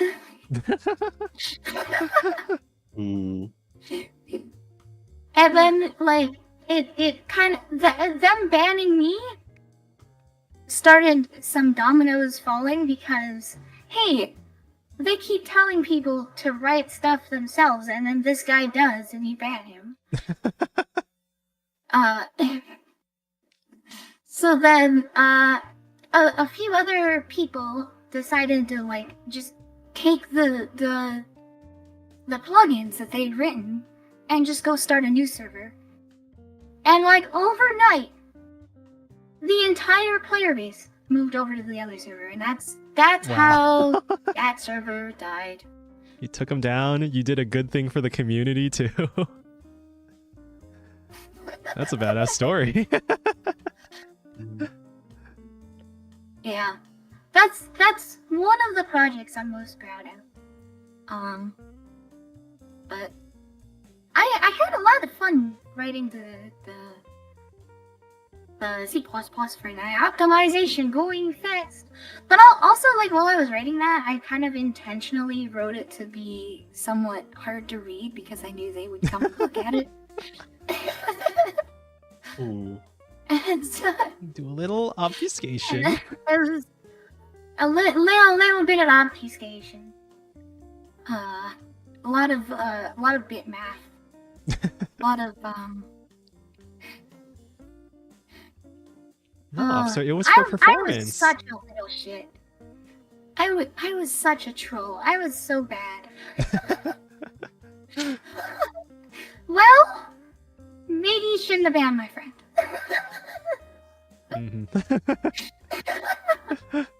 Deserved justice for Nicola's friend. Yeah. It's interesting to think about like spite and justice as motivations for making code. That's so weird. Yeah.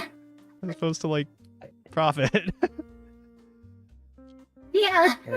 As long as you have like that sort of motivation, anything is possible. Yeah. People use all sorts of emotions to make art. Nothing is impossible. Don't let your dreams be dreams. Just do it. Oh my god. Get it twisted. Yoink and twist. Yeah, I would consider. I would consider the code itself. I would consider that to be art. Like it's. Oh, excuse me. It's very much like writing. And there's very much a style to it where you can intentionally write something to be difficult to read, or there is code that is like subjectively very beautiful. Yeah, no, I agree. It has like an architectural feel to it for me. like the function and the way everything interacts. If it's like nicely what's the word? Object oriented? That's not the word, but what's the word I'm looking for? Elegance? Yeah. If pieces like snap together really nicely, that's really comfy. That's a good feel. That's a good vibe from my code. Did I ever show you guys my fast fizz buzz? Or not fast fizz buzz. My like very creative way of solving fizz buzz. Creative like fizz buzz. Do tell more. Creative fizz buzz. Was it if it's divisible for I from 1 to 100? If it's divisible by 3, you print fizz. If it's divisible by 5, you print buzz. And if it's divisible by both, you print both. Like a coding question. Yeah, it's like the interview question. Like the interview question. Yeah. It's on my other drive. It's such a weird one. There's no way they can still use it, right? Like it's such like a baby filter. It is very baby. Yeah. I don't know, I've heard that they still need to like, filter out people who just have zero idea how to code. Oh yeah, no, I mean at my old job we definitely hired somebody who definitely got somebody else to do his interview questions for him, and it was very obvious. And I warned them. Man. Yeah, some people, man. Sorry, it makes me angry to go back to my programmer days and think about that stuff. Oh god. But interview questions are fun. Oh god, the last stream I did was like a year ago. I did a lead code stream. Oh really? Yeah, it was a long time ago. Here it is. Alright, I'm gonna pull it up on stream. Okay. I suppose I could screen share it in Discord as well, I think. Sure. Okay, let's see. A button. Watch stream. Okay. Pop out. Alright. Is that Vim? OG Vim? Yeah. So. All the bitwise. So much bitwise manipulation. Fizz buzz. In C. First thing we do, we make a character buffer for this character buffer. This is where the string for the number lives, basically. And then we've got this array, this pointer array that has a pointer to the buffer, which is the number. We have a pointer to the string fizz, we have a pointer to the string buzz, and we have a pointer to the string fizz buzz. This order is very important. This thing, this is basically a binary decision tree. In memory, because so then we've got our loop from 1 to 100. We calculate divisible by 5, which bool type, so C++. So yeah. We calculate if it's divisible by 5. If it's 0, it's gonna be true. If it's Yep. Any other number other than 0, then it's not, and then we just invert it, right? And then so we print into that character buffer our number here, right? And then here's the clever bit. Here's the clever array bit. So then, of divisible 5 or divisible by 3. Yeah. So those first So here's the important part. We unconditionally print the string, and we index into this array based on this number, which the first bit is whether it's divisible by 5, and then the second bit is whether it's divisible by 3. So 0, 1, 2, 3, right? And 0, it's divisible on neither. Yeah. So print the number, which has been printed into the character buff. And divided by 3 is the ones place. Right, so 1. Divisible by 5 is the 2's place. Right, so 2 index 0, 1, 2. And then if both, it's 1 plus 2 is 3. Index 3. Print FizzBuzz. Yeah. So instead of using if statements, we're combining we're essentially combining our if statements into one index value, and then indexing into this. Essentially, it's a decision tree that has the result of our decision, and then based on that, we're just unconditionally outputting it. Neat. I had tested this. My reasoning behind this was like, I'm going to try and do FizzBuzz without any conditionals, and see if it's faster. It's not faster. It's actually slower. Oh yeah. I can't imagine why. Probably because we're doing the this call every time. Yeah. Yeah. That's gonna be an intensive one.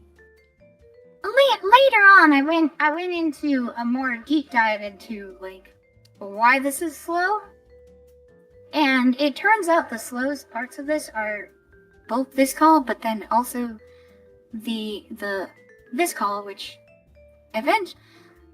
So basically, what putS does is it calls string length on whatever string you pass into it, and then it calls the underlying syscall for write to the OS. And it turns out that that's going to be the bottleneck. So I ended up later on doing like a much faster version of FizzBuzz that only uses a single write call for like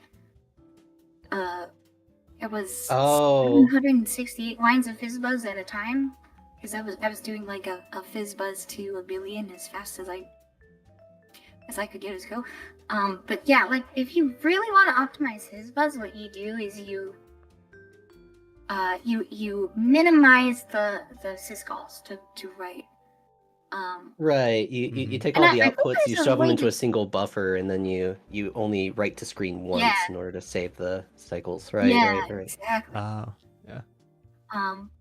I think it's technically faster if you can do memory mapped IO, but I didn't look into that enough. I was satisfied with my other one, because I got it to be like 2 gigabytes of FizzBuzz in a second. Like it was absurdly fast. Gotta go fast. But this will be perfect for my game that is about FizzBuzz that deals with 10,000 FizzBuzzes per second. But I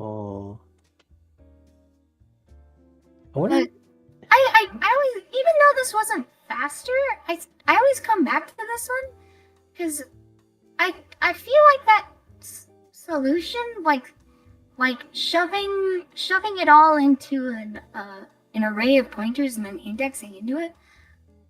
There's something about that. I really liked it. It is pretty cool. Even if like funny pointer stuff. You wouldn't want to do that in like a business, production, whatever, because nobody wants to maintain that. Like it's ugly.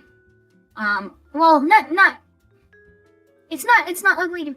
I think it's cool. You know? I think it's beautiful.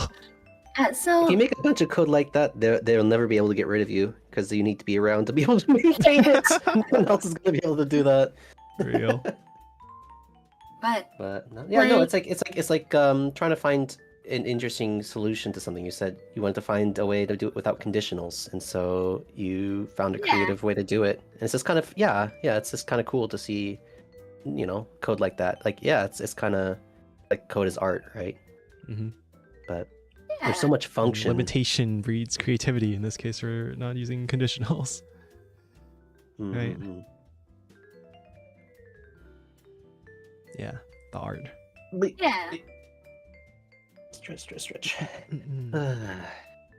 One of the many art forms that goes into game development. But the thing is, like, the player doesn't see programming, there's the music, there's the visual art, there's writing. Code, right? Writing is another writing, yeah. Another big game. Yeah, that was who said that? Where it was like some game had I think it was maybe Pirate Software talking about Undertale, where it was like there was something that was just a huge switch case thing. Yep. Yeah. All dialogue in Undertale was just routed through a single function with a giant switch case. Yeah. Or when Balatro came out, people were, you know, looking at the Lua source code, which, you know, is written in Lua. You can see it if you have the game. And now there's like a giant if-else chain about like Joker effects somewhere. I was thinking about this earlier too, though. Joker in the game. I was thinking specifically about Undertale too, about like how the code was kind of a mess. And then now you have Toby going like, okay, we're gonna do Deltarune and we're gonna do it right this time, and it's taking years and years and years and years and years. And it's like, for someone like me, and I think it's like, I think you guys also felt this way too, that where we like to work on the code because the code is beautiful. We like to focus on the functions of the game. I feel like Undertale is a art first directed game, and then like Deltarune is a code first, or, you know, function directed game.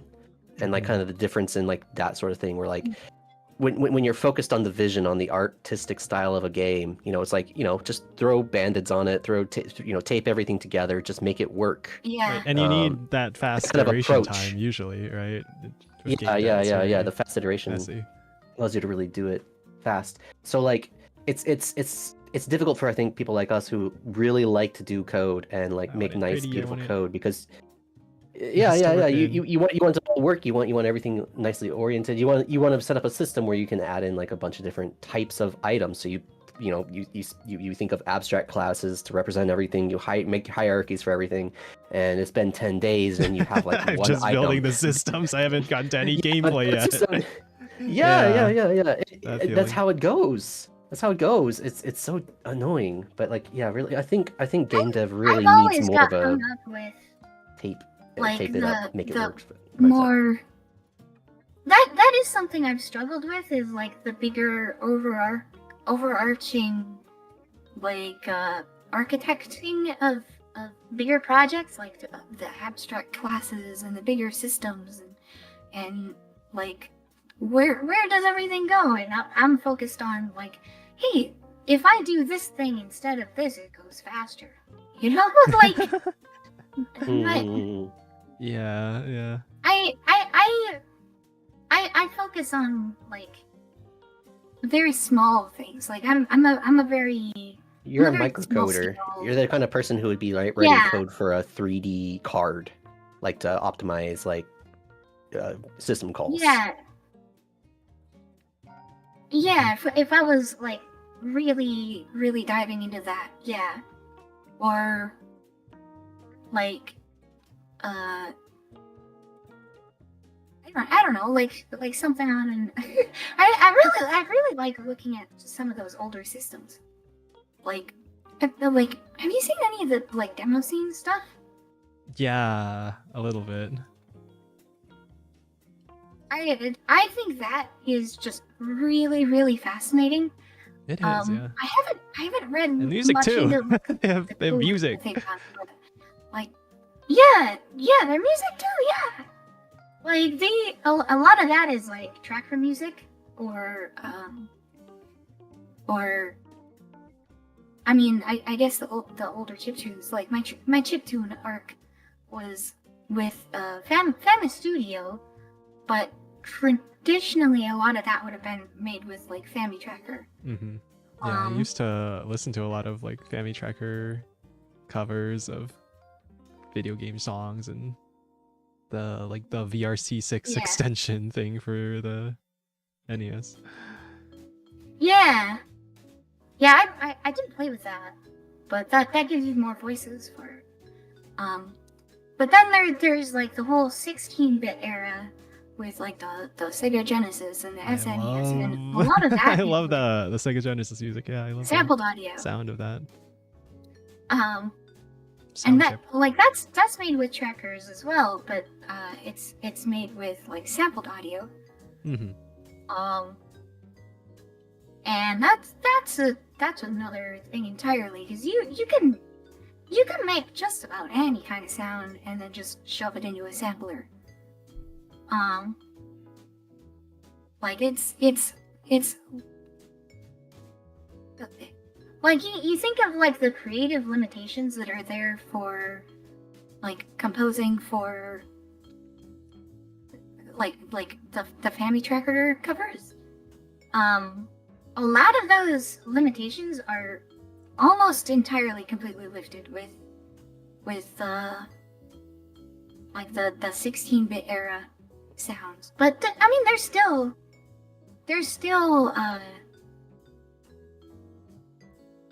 limitations. Like it's not like just making audio in Ardour or FL Studio or whatever. Mm-hmm. Like there still are limitations, but it's way less. You can make a lot with it. Mm-hmm. Yeah. This reminds me of the harassment meme. If you compared Balatro and Neander, similar. Aw, you're sweet. Hello, human resources. It's a good meme. Harassment meme? I like that meme. Hold on. Yeah. Oh, that'd be a good meme. That'd be a good The meme. one where it's like, looking good, Susan. It's like, oh, you're sweet. If it's like, that attractive one. Patrick Bateman. or Undertale and Yandere. Yeah, Undertale. That is a good point, though. Yeah, Yandere Simulator also got eviscerated for their bad code. But I mean, that one in Yandere's Yandev's like, case, right? That affected the gameplay because it was performing horribly. Yeah. Right? And the player doesn't see the code as long as it's not like it. interfering with the actual gameplay, right? He hired someone to come fix it, and then fixed it, and he got mad because he couldn't read it. Yeah. And it's like, yeah, he couldn't read it. Oh my god. Yeah, like that whole dumpster fire. I don't know if I want to know all the details. Oh man. Mm-hmm. Oh my goodness. But I do think. Oh my goodness. I don't know. Sometimes I think it might be good to not worry so much about the code and like focus more on the aesthetic of the game. Because I feel like it really is easy to get sucked into. Yeah. I've been thinking about that too, like fine-tuning things. Should I be starting with like gameplay ideas, or should I start with like aesthetic ideas and think of gameplay concepts around that? That might like end up being more stronger, more cohesive, more interesting. I think you could start with either, as long as you give each their due consideration. You know? Yeah. Like if you could start with a good concept and be like, what kind of game could I build around this? And then if you come up with a good idea, that's good. Or you could be like, I've got this particular aesthetic in mind. What kind of gameplay could I come up with to fit it? And you could come up with that and it'd be fine. But You know, as long as you don't just ignore it, you know. Mm-hmm. Yeah, I think there is like an element of exploration that's important if you want to keep active and like invested in the development.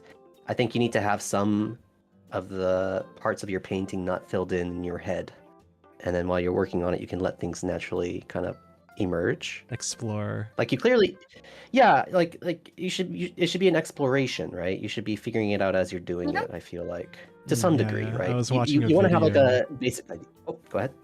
There's a video that was talking about it was like comparing game dev to searching a space, right? You're in a boat and you're searching the ocean. You're trying to find like the local minimum or maximum of fun of what makes the most fun and interesting game. And you can make like wide searches. You can do quick prototyping of completely new, slightly different ideas. But then as you get closer and closer to your finalized thing, you're narrowing down the search space and sort of tweaking things and doing ideas that are closer and closer to like the vision of the game, right? What the game is sort of turning out to be.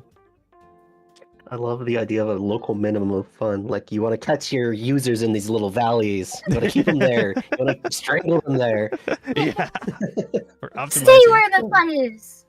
We're hyper optimized. We're like being Mr. Beast and optimizing retention on our YouTube videos by having the perfect intro hook and make sure there's the sponsor segment is the right length. Do you guys ever explore? Do you guys ever like explore out of bounds stuff in games? Like I used to watch like nowadays videos and stuff about that as a kid. I was always interested in like, ooh, what's behind the scenes? What's I really out of bounds? Yeah, I really like looking at the things that like the developers don't intend for you to see, you know? Yeah. I think it tells a lot about like the process of how something was made. Yeah, things like the cutting room floor and the unfinished hidden stuff in the game files. Yeah. That Donkey Kong 64 test level with like the creepy static Donkey Kong in there, and it's in like a black void. Sometimes that stuff is more interesting than the game itself. Mm-hmm. As a kid, I was kind of creeped out by stuff like that, by like unfinished stuff in games and game glitches and my computer blue screening randomly. Yeah. Oh, that kind of stuff is just always fascinated me. Mm-hmm. Like, my favorite thing in video games is taking advantage of glitches in weird ways. Oh, I think of the one scene in Batman Arkham Asylum. Or maybe slight spoilers, a better term, unintended mechanics. Yeah, slight spoilers, I guess, for Batman Arkham Asylum. There's a scene with Scarecrow, right? He's the villain who uses the fear toxin and makes you hallucinate and stuff. And they do like a fake game crash with like visual artifacts. And then it like restarts the game, but it's the Joker is the one taking Batman into the prison he's gonna shoot you. Yeah. That's right. That was a cool moment. That's cool. Mm-hmm. Or like Undertale closing your game, like, or other funny 4-4-bit or stuff. like Doki Doki Literature Club. DDLC, yeah. One Shot does some stuff like that, yeah. Breaking Physics Best? Yeah. That's cool. I love watching speedruns that do crazy weird shit, just phasing through walls and accelerated back hopping and bunny hopping. I think I kind of burnt out on those. On speedrun content? Oh, sorry. Love 2D has box 2D physics built into it. If you want to use a physics system, it's built into Love 2D. It's free. Oh, neat. Convenient. What are you saying, Tom? I think I burnt out on the on like the really wacky speedrun stuff when it hit, what was it, Skyward Sword, where like most of the game they're like dying and resetting the system, and then they're playing in the main menu, like the start screen. Like they're playing Zelda through the start screen. It's like it's so bizarre. Like after that, it's like, but I mean, that is what speedrun categories are for. right? If you want to watch a glitchless run, there's the glitchless category. I like the funny categories. My favorite of that was the I think it to was have sex in Cyberpunk or Fallout or whatever. Like right after they found the, it was for Ocarina of Time. It was 100% no source requirement, and it was shortly after they found the stale reference manipulation, which was a use after free bug. And they could use that to manipulate. That stuff fascinates me too, like arbitrary code execution in older games. Making TaskBot write the code for Pong in Super Mario. It was like shortly before they had arbitrary code execution, but just like it was like the tool that they ended up using to get it. But the speed run that they did, like right after they got stale reference manipulation, was like manipulating things that they already knew were in memory in different places, and it was like rewriting Link's boots so they could have like low gravity, and like they rewrote. I think it was a return address at one point, so that it was like, I think it was like if they press a button, it teleports Link to a different room at the same coordinates, but based on the rotation values. Like they had to line it up so that the rotation value was a very specific integer. Hello, Luna Gladius. Hello. Doing good. And so there's this whole run is like him routing, like what coordinates lines up with useful coordinates in some other room in the same in a different map. And then like what's the setup for getting the rotation to get there? Yeah. Reminds me of some of the funny stuff in the A button challenge for Super Mario 64. Yeah. It's like the held object's last position and manipulating that and throwing bob-ombs from a completely different location and holding the star and then throwing it at your position. Start talking about like half A button presses. I'm just... Bro, come on. An A press is an A press. You can't call it half an A press. Well, TJ Henry Yoshi. TJ Henry Yoshi. Oh, it's so good. Yeah. I love that stuff. Parallel universe Mario. Yep. But first we have to talk about parallel universes. Are you QPU aligned? No, I missed my QPU alignment. I'm lost forever. Makes me think of like that video was legendary. So good, yeah. And now there's a way faster strat than the one he showed off in that video. Yeah. Was it still half an A press or did it go to 0 A press? So a lot of people who watch that are like, why does any of this matter? And the whole reason is because he was looking at that particular level because they were routing the minimum A press speed run. Yeah. They got it to 0 for 70 star, didn't they? Really? Or well, just completion. I don't know. I haven't followed it too closely. I think I remember hearing that. There's still like a good handful of A presses for the 120 star. Bismuth did a really good series on and the max percent of some games are like the funniest runs because they are trying to go as fast as they possibly can. Oh yeah. But of course, the requirements require them least like X. If you can do something with less whatever, or if you can do something with more whatever, you have to. Which leads to like there's the Majora's Mask. I think it's low percent is like a 70-hour speedrun because there's this thing where Link picks up the rupee and then the animation, like the idle animation, I him think I holding the remember hearing ruby, about that one. slowly pushes him back. So Mhm. they use that to phase through a wall, which takes like 70 hours. And That was then like the 20 red minutes. run is but- trying to go as fast as possible. No, Yeah. it's hours and hours and hours. Yeah. I remember there's like a. I'm just sitting there, just sitting there. But first, we have to build up speed for 72 hours. What was the oh right, there was one moment in I think the Mario 64 A button challenge where there was like a floating point rounding error on Wii VC version of the game or something that had to do with a platform in Bowser in the Fire Sea that if you left the game on for hours and hours, the platform would slowly rise. And so they like saved an A press through that. Oh my god. Oh my god. Hmm. And then the funny thing is it's still like, even with that much time, it's still a speed run, and they're still trying to go. They're still trying to optimize.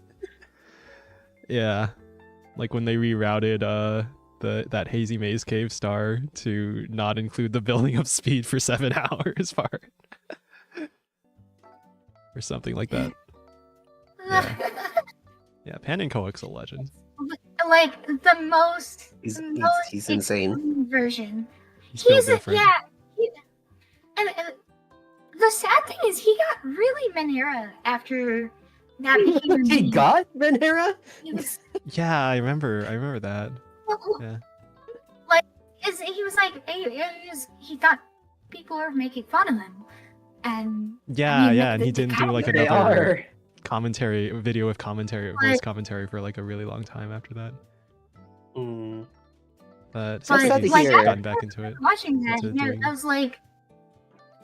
I was like, dude, this is legendary. Like, yeah, I love that. I mean, I can get why people would like make.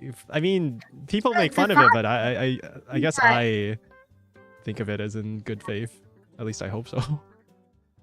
Yeah, I thought it was fucking legendary. Like, I think It this makes me think of something that Ding Dong said during the Oni plays like playthrough of like Yeek, and he's just like, you know, like they gave the maker of Yeek so much shit because his game sucked, but it feels bad because I wanted to see more from him. Like even if like it's bad content, at least they're putting it out there, right? And actually, this is completely wrong. I'm not shit talking Pan and Koic, but it is kind of sad when you see somebody get shit on and it like discourages them from making stuff. Yeah. yeah. Even if it's something you don't like, it just doesn't feel good to kind of see that negative feedback hit them. I mean, the internet's a very interesting place. Very hostile. It's very hostile. Yeah. Yeah, and It it's is, something it that is. humans, we really weren't meant to be this way. I think it takes a very certain sort of personality type to like come face to face with hostility like that and be able to still take it constructively. I think that's like a valuable personality trait, if that's something that you have the capability to do. Yeah, no, the internet can be really messed up. It can really mess you up, right? Thankfully, I feel like I haven't had much negativity thrown at me, but no, surprisingly little. I feel like for me too. Yeah, but still, like doing our I'm things. negative enough on my own.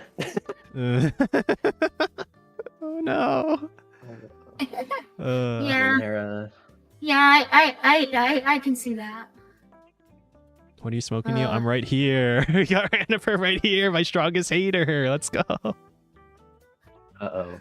But I think it is really important to take negativity, whether it's from other people or from yourself, And instead of being discouraged by it, instead of being like, I'm terrible, I never want to do anything ever again, I think it's really important to like recognize like sometimes the negative is like you're doing blah blah blah wrong, and you might take it like I don't want to do blah blah blah ever again, or you could take it like, well, maybe I need to work on blah blah blah. Constructive criticism. I mean, all feedback can be useful if you take it in the right way, right? Even if it's someone, I fucking hate this, but like there might genuinely be a reason, there might genuinely be a thing you could improve. And yeah, there might be a kernel of truth in it. Mm-hmm. Yeah, I have an artist friend who talked about that before too. It's just like sometimes he gets like really vitriolic feedback on his stuff, but he thinks those pieces like that sort of like vitriol actually has like the most useful advice for him, like the most the most constructive stuff, because they're so angry and passionate about it that they're like, you know, like they're going over the top, but it's because of, you know, there's something wrong with it, and like they're getting so upset about it because like it's something important to them, so it's like actually something valuable, some sort of like constructive feedback to latch onto, even though it's very hard to hear. It's very useful. Yeah. Nobody gets that upset at something that they don't care about. Like True, they'll just ignore it and never leave a comment. Yeah. If they feel really strongly about it, then, well, in a way, it's a success on the internet, right? That's something I think about is like. Ideally, you shouldn't be intentionally making people upset. Yeah. Unless they've been your friend. Yeah. But what I think about is sometimes I worry, like, am I not going to improve if I'm not getting any like negative feedback at all, right? Am I gonna be trapped in like an echo chamber of people who are scared to criticize me?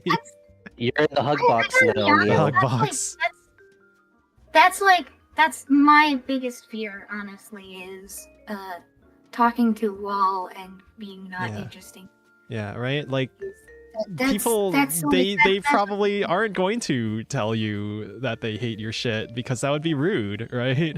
But like what if you need to hear from those people? Right? And realizing an hour and a half into it that you're muted, you know? Oh like, god, that's horrifying. It's like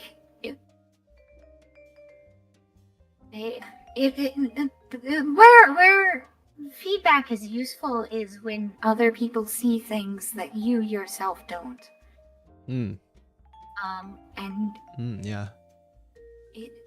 Yeah, sometimes there's a feeling that like, oh, I'm my own worst critic. Don't worry about giving me negative feedback. I'm well aware of what I can improve on in my craft, but then also like, what if there's stuff that I genuinely am missing, that I'm genuinely forgetting about? Right, and it probably is good to have outside perspectives, right? The things that you don't like about your own work might be something that somebody else does. That too, yeah, that might be a thing, right? I feel like that sort of like approach of like, oh, I'm my own worst critic, so you can't say anything I haven't already said to myself, that sort of thing. I feel like that comes from a place of fear, right? Like you're instinctively afraid of that sort of feedback from people, so you rather than wait for it to possibly happen to you, you do it to yourself, so you get it out of the way. Maybe. Sorry, this is a topic I've been thinking about a lot lately. Ideally, it's coming from a place of like I somewhat objectivity. Like somewhat, I think these things are good, and I know that I'm not doing them to the like. There's a gap between my taste in the art and my ability in making the art. Right? I think about that in singing a lot, and think about the kinds of. There's a saying for that, which is you can't be the master unless you're willing to play the fool. Like you have to you just have to make things that are bad before you can make things that are good. Like you can hinder can't, you can limit you. Just off the bat make something that's amazing, because if he could, then everybody would, and then it wouldn't be amazing. Gotta do your reps. Like, you have to develop the skills first. And too lazy. I'm too lazy. And people will tell you it's bad. And it will be bad. And then, like, you can figure out why it's bad. And then just gradually do the gradient descent of becoming slightly less and less bad until you're not bad. Gradient descent, finding a local minimum maximum again. Yeah. Yeah. But kind of like my pixel art, I like the jaggies in it. I want to see the steps. I don't want to be gradient. I want to be a sharp increase. I want to have a plateau for a while. I want those chunky pixels. I don't want the on my local gradient. minimum. I want to find a much better local minimum that's far away from this one.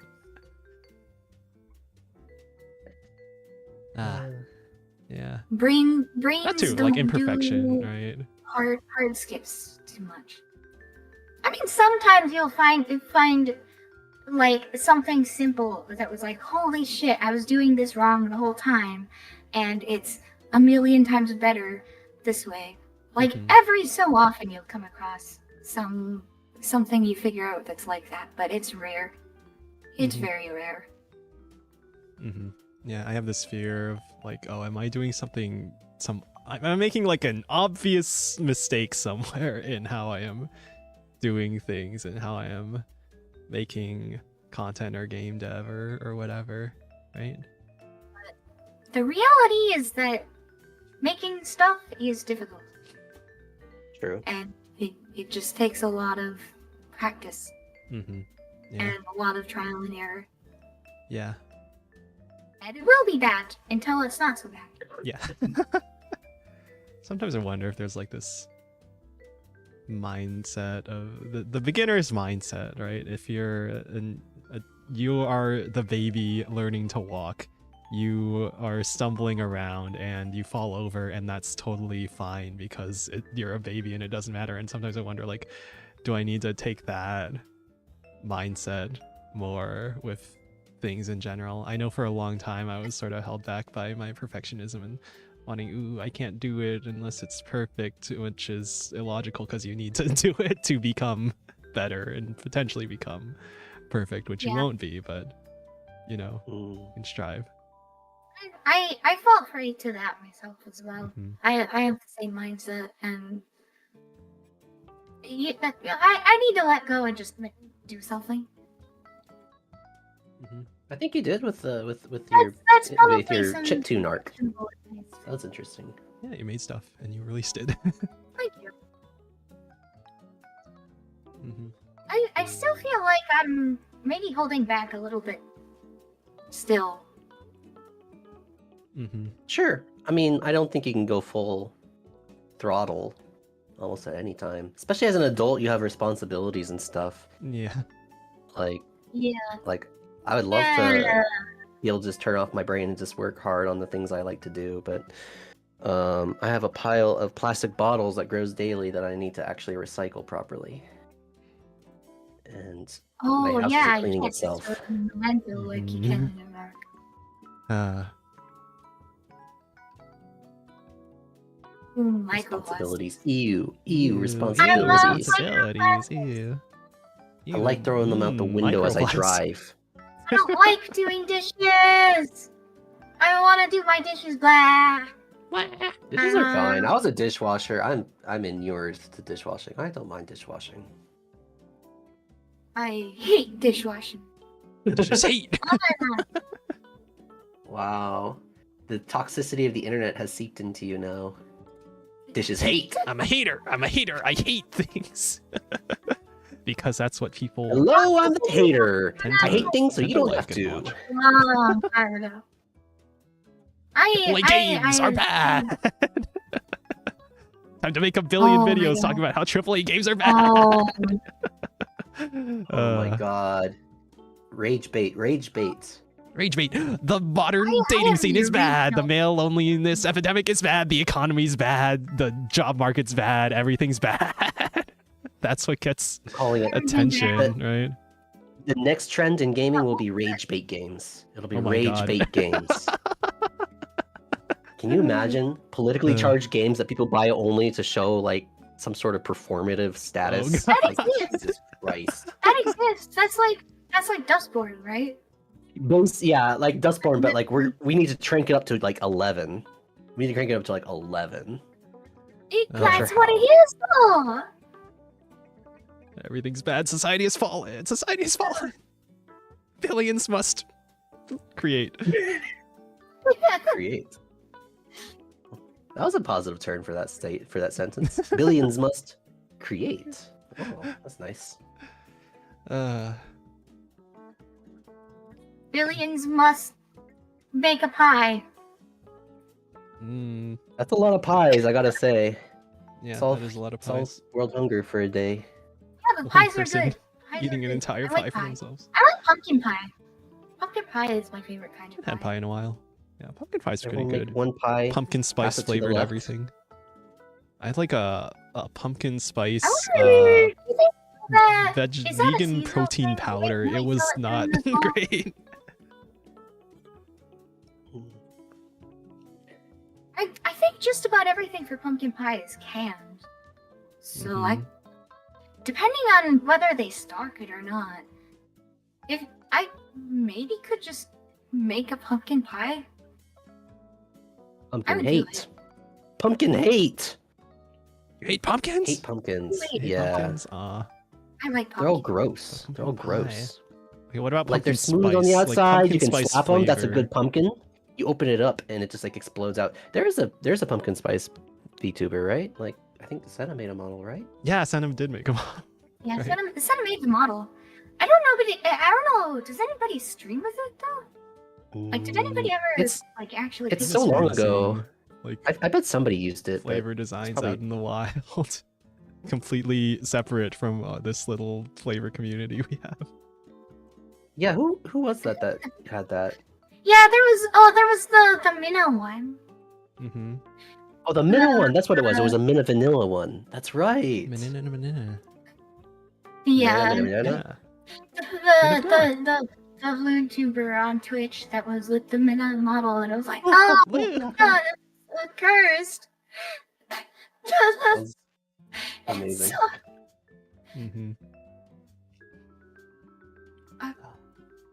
Open source. Oh my God, open source VTuber company. Open source designs. Open source VTuber company. Free and open source. We're slightly jankier than the proprietary stuff. I do tend to use open source like as much as I can. I mean, I'm using GIMP for making my thumbnails and stuff, doing pixel art too. I'm on Linux. Yeah. I use Arch. You use Arch, by the way. Nice. I use Arch, by the way. We had Vanilla in chat earlier talking about installing Arch. Installing Arch? Yeah. On their. It's not that hard. They've made an actual installer for it. Like, it's not like how it used to be. Back in my day. It used to be considerably more difficult. Back in my day, you had to compile your own bootloader from scratch. Back in my day, I had to compile Linux from scratch, which is the thing. I've never done that. That could be interesting. Doing Linux from scratch and installing VM, Gentoo Stream. Installing Gentoo Stream. I feel like that can't be that long. It couldn't take that long to install Gentoo. Oh, I'm gonna be right back. Hold on. Okay. Dang it! I also kind of have to. I also gonna have to take a pee break, but. I kind of need to. Oh no. But I don't want us all of us to take a break at the same time for the sake of the stream, right? It's better if we stagger it out, right? What if we go to my intro screen and then we all just go at the same time? Okay, I guess that gives me a chance to run ads on Twitch, so we can do that. Okay, BRB. Okay. BRB, where's my BRB text? Text. say BRB. Okay. Oh wait, I need to copy, paste reference. BRB.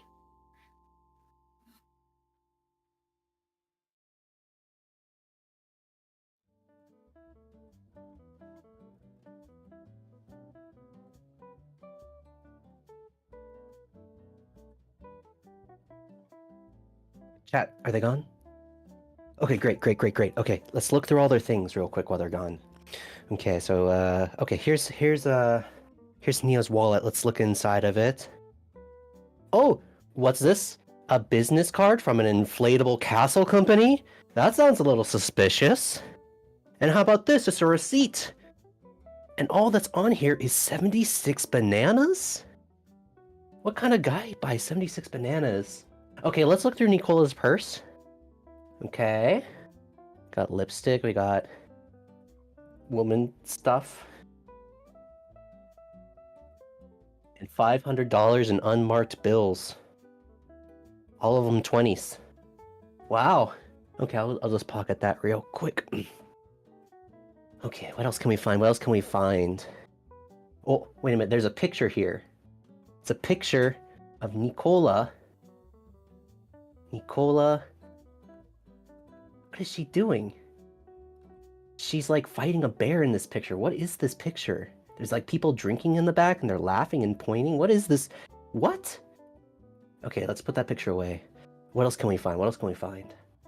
Okay, we have a couple of gold bars in here. Let's ignore that. There's a little old Game Boy in here. It's got Kirby's Adventure on it. Well, let me boot that up. Let me boot it up real quick. Oh, pleb. It's not. She didn't even 100% it. She didn't even 100% the save. That's sad. Okay, let's turn that off. Okay, what else can we find? Let's go back to Neo's place. Okay, he's got his coat right here. Let's rifle for the. Oh, hey, hello. Hello, Tim. Hello. Hi. Hi, Nicola. Hi, chat. How's the synchronized piss spray? Oh, it went great. Wonderful. It took a lot out of me. A lot out of Nicola. Emptied the bottle. Oh God. Emptied the piss bottle. Oh God. Man, I kind of love that meme. Mom found the piss bottle. Why are we talking about piss bottles? Why did I bring it here? I was making a joke about bottles of cola. Bottles. We used to think of the Trailer Park Boys, where he just like fills up like these milk jugs with piss and he like throws them on his roof just to get rid of them. We found the gallons. We lost the gallons. I've been filling them up with water and like setting them like up in my shelf, in like just in case, because hey, you never know if there's like a water line problem or like they shut off your water or who knows why, and it's like you might need emergency water at some point. Yeah. And why would you buy water if you have an empty 2-liter bottle because you drank pop? Like, just fill it up and put it away. Yeah, I grew up on filtered tap water. I still drink filtered tap water. I love tap water. I love putting my mouth on that spigot and just going gulp, gulp, gulp. Actually, you know what? I've heard my town has, like, some of the cleanest tap water in... Oh, really? I want to say, like, the country. Like, it's very clean tap water here. That's good. Yeah, I've been on road trips and noticed, like, some really clean tap water in some places. They're really not clean tap water in other places. Yeah. Unfortunately, I'm in Japan. The tap water here is fantastic. Thumbs up. Nice. Is that an ironic thumbs up or like a genuine thumbs up? It's a genuine thumbs up. Oh, okay. That's good. I mean, I suppose no matter where we drink the tap water, we can't escape the microplastics. Microplastic. In our brains, I in our love balls, in our microplastics. children. And our children too. Man, I have to admit, I'm trying to think of things to talk about, but I am absolutely absorbed by this Minecraft video you've got playing on your stream. Minecraft parkour! Oh no! He's been attention grabbed. I suppose that means it's doing its job. Brained. Yeah, I'm I suppose that means it's brained. doing a job. Oh, this is so part of me dumb. makes it, I hate this. it makes me feel bad, right? That I should have put one on. That like feel bad for hypnotizing or like your resorting to cheap tricks like playing Minecraft parkour in the background. But also, oh my god. I mean, you need some visual stimulation anyway. It's second monitor content anyway, right? This is a programmer stream. We need, but this is a programmer stream. We should do like a fluid simulation. Oh yeah, yeah. Oh man, I was talking about how I wanted to do one of those like marble race animation game things on that I see on like YouTube channels where they use like AlgoDo or something, and they have these marbles that fall into these buckets, and the buckets build up certain numbers. They add like a multiplier on the ball, and then when the ball falls into a certain bucket, it like shoots a rocket at like the enemy's core, and there's like 2 teams, and they're trying to destroy each other, and it's literally just marble race but advanced. And I was like, I want to do that. I want to make one myself in Godot and add it for stream, add it for like a waiting screen or something for, I mean, in cases like this, right? So yeah, that's what I want to do. You're free to steal this idea, by the way. This is I feel like this should be more of a thing. But yeah. That's wild. About like interactive. That's crazy. Oh yeah, and like we could add chat interaction type exclamation play, and you become a marble on the thing, and then your name's attached to it. You ever notice how there's like the React meta where it's like they watch something, and if they don't have anything to say, they just say, "Wow, that's crazy." Wow, that's crazy. Clap, clap, clap, clap. What's that clip of XQC where he's like, "Wow"? All right, on to the next video. Clap, clap, clap, clap.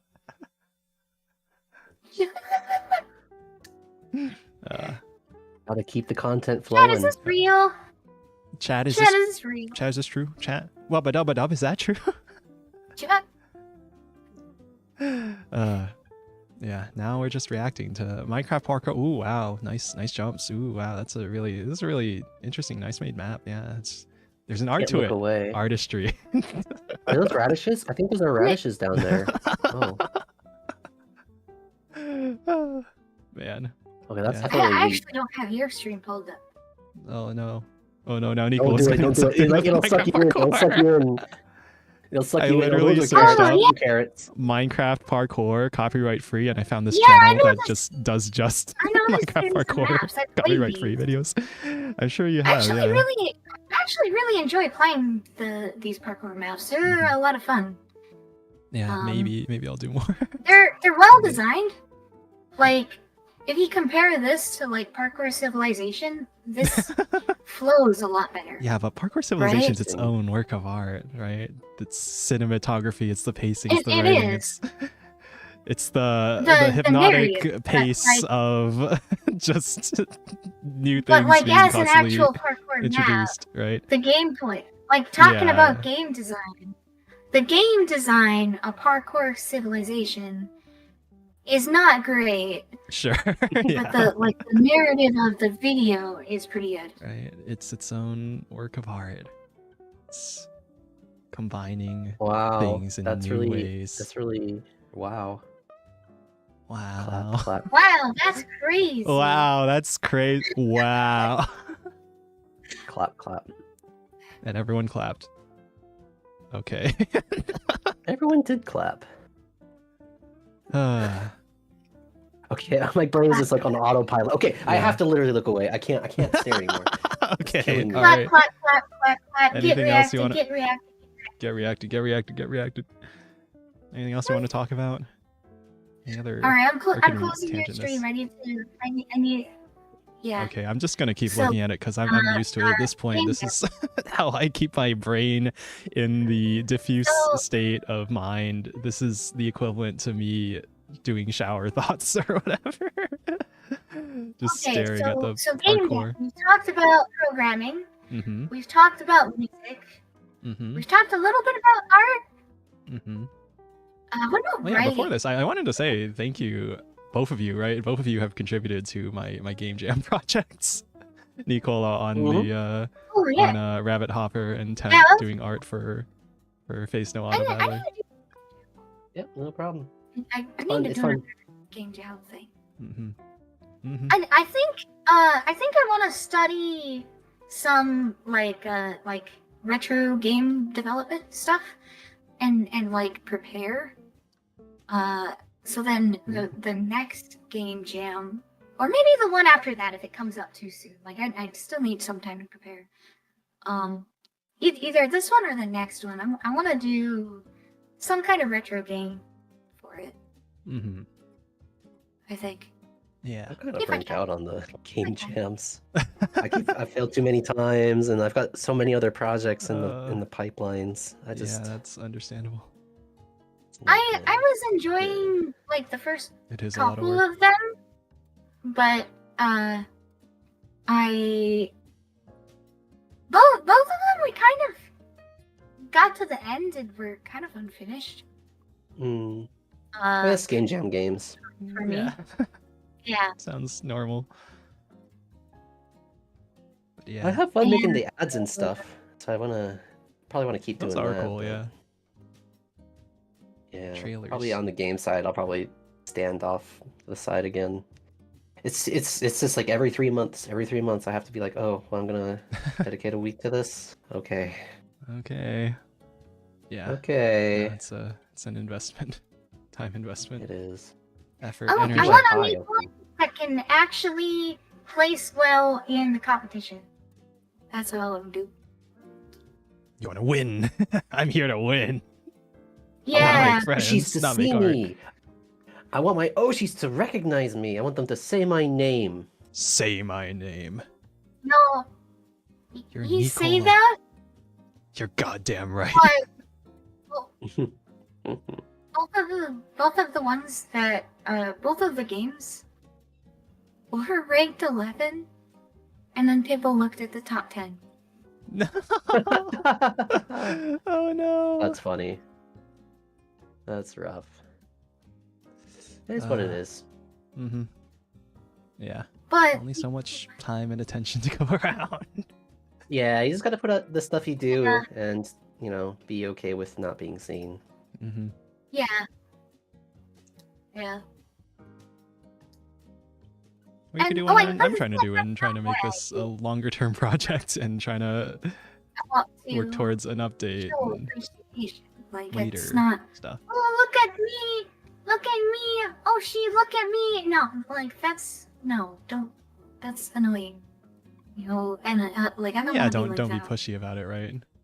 But I guess the way I see it, right? If I make something interesting enough, then hopefully things will happen. People will take notice, and but that's on me to make something deserving of it, right? To make something interesting. If it makes good content, I think they'll peek into it, right? Mm-hmm. So, yeah. And like if you want to beg for attention from your Oshis, try to make it mutual gain. Yeah. Well, the thing is, even if she did look at it, like in retrospect, even if she did look at it, both of them were kind of unfinished. Oh yeah, mm-hmm. No, they were unfinished. Do you even like it? Probably not. Yeah. So. Yeah, that's something I've been thinking about too, right? I'm actually worried that I'm gonna be like in the middle of working on a thing that's gonna make the game way better, and then they're gonna look at it in the unfinished state. Yeah, so maybe what I need to do is work ahead of time and have like a really good plan for what I want to do, and then just like do it and get as much polish on it as possible. Really.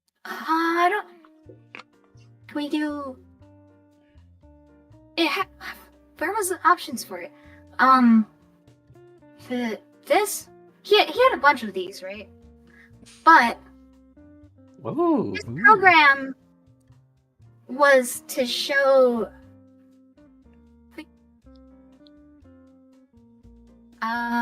This no. Where was the options for it? The Nice colors. Yeah. I know they did something similar with Mario Kart 64. The wheel textures on the carts would switch out the palettes in order to simulate the illusion of the wheels spinning. Oh, so they have to store fewer frames for those sprites. Neat. It wasn't just the waterfall, it was the time of day as well. And like, I remember there was a slider here, but I can't get it to show up. I wonder if it was like a different website, maybe. It was switching up more colors to make it a different time of day?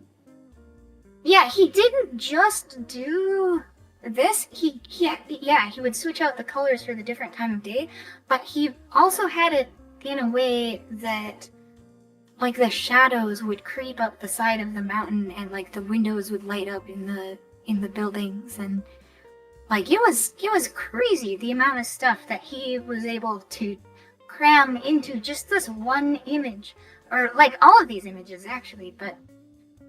And the only way to change it was like just changing the colors. But it was like baked into how the image was constructed, right? Mm-hmm. And he talked a little bit about it, where there's like using dithering to get the illusion of more colors and stuff like that. Let me hide this and see if I can find the version of the website that had the slider for the time of day. I don't want to like show things that I don't want to show, you know. Dithering is cool. No docs. Dithering is controversial, I feel like. Dithering is controversial a little bit. Some people really like it, some people don't. I'm not sure how I feel about it. I think there's some games, like Return of the Obra Dinn, where it gets used really, really well. But sometimes it kind of can look a little dirty, right? Yeah. That's the one I'm thinking of. Wait, does Sonic Mania actually use dithering in the sprites? It's been a while since I've looked at it that closely. Let me see. I think I posted a link to it in Discord. Let me see if I can find it there.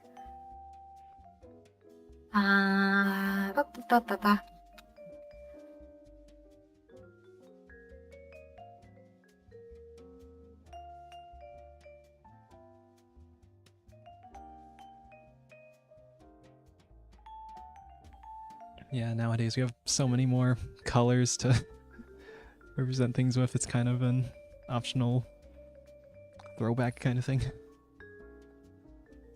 Retro, I'm a little torn on retro, just as like an aesthetic. I don't have so much nostalgia for it, even though I grew up with it. But for me, it's just kind of like, I don't know. Some people like kind of almost fetishize it, and I feel like that's just not. I don't know. It's just a style, right? Yeah. Do you know what I mean? Like, I feel like some games lean way too hard into the super retro aspect, and I feel like it gets in the way of the gameplay. Like, it just makes it gives it too much like detail when it's like super highly pixelated, art. Oh, I found it. It's kind of like the yellow paint problem. It's like when there's too many details, it kind of makes it hard to focus. Mm-hmm. Yeah. Well, it's a style. It can be there. done in different ways. Yeah, look at this. Ooh. Purple. Oh wow, and it's a whole day-night cycle. That's really cool. And where's the jungle one? Wonder how long it took for him to make these images. They're very like in depth. Oh, I like the lights turning on. That was cute.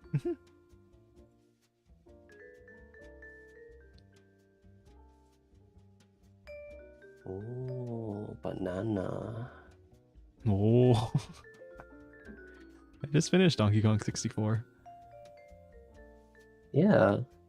But like, I think that's why I said it. Like in the morning, the way it banana. the light hits in the back first, and then like the mat lights up, and like the tops of those. Yeah, and yeah.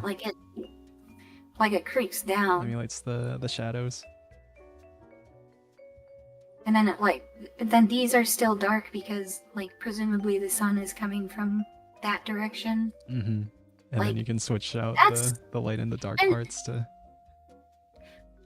change the angle of the light. Yeah, and this is just done. And this is done like at the same time as like the waterfall animations. I think the waterfall animations also have different colors too, right? Yeah, like the waterfalls are different colors at different times of days as well. Like, that's crazy. For the crack of dawn. Like the lights, yeah.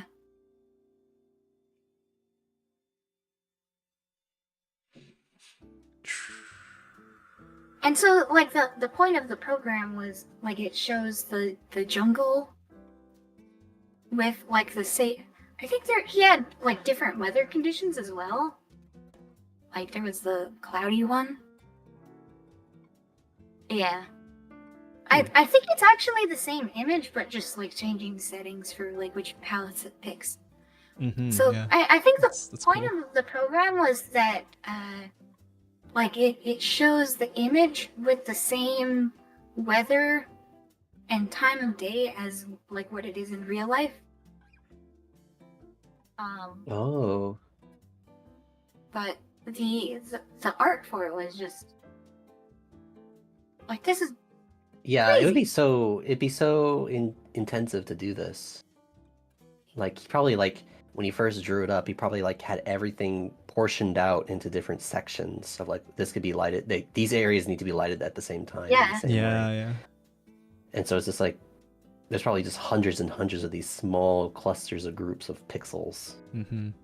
And I think the tools for doing the palette cycling like this, I don't think that really exists much anymore, does it?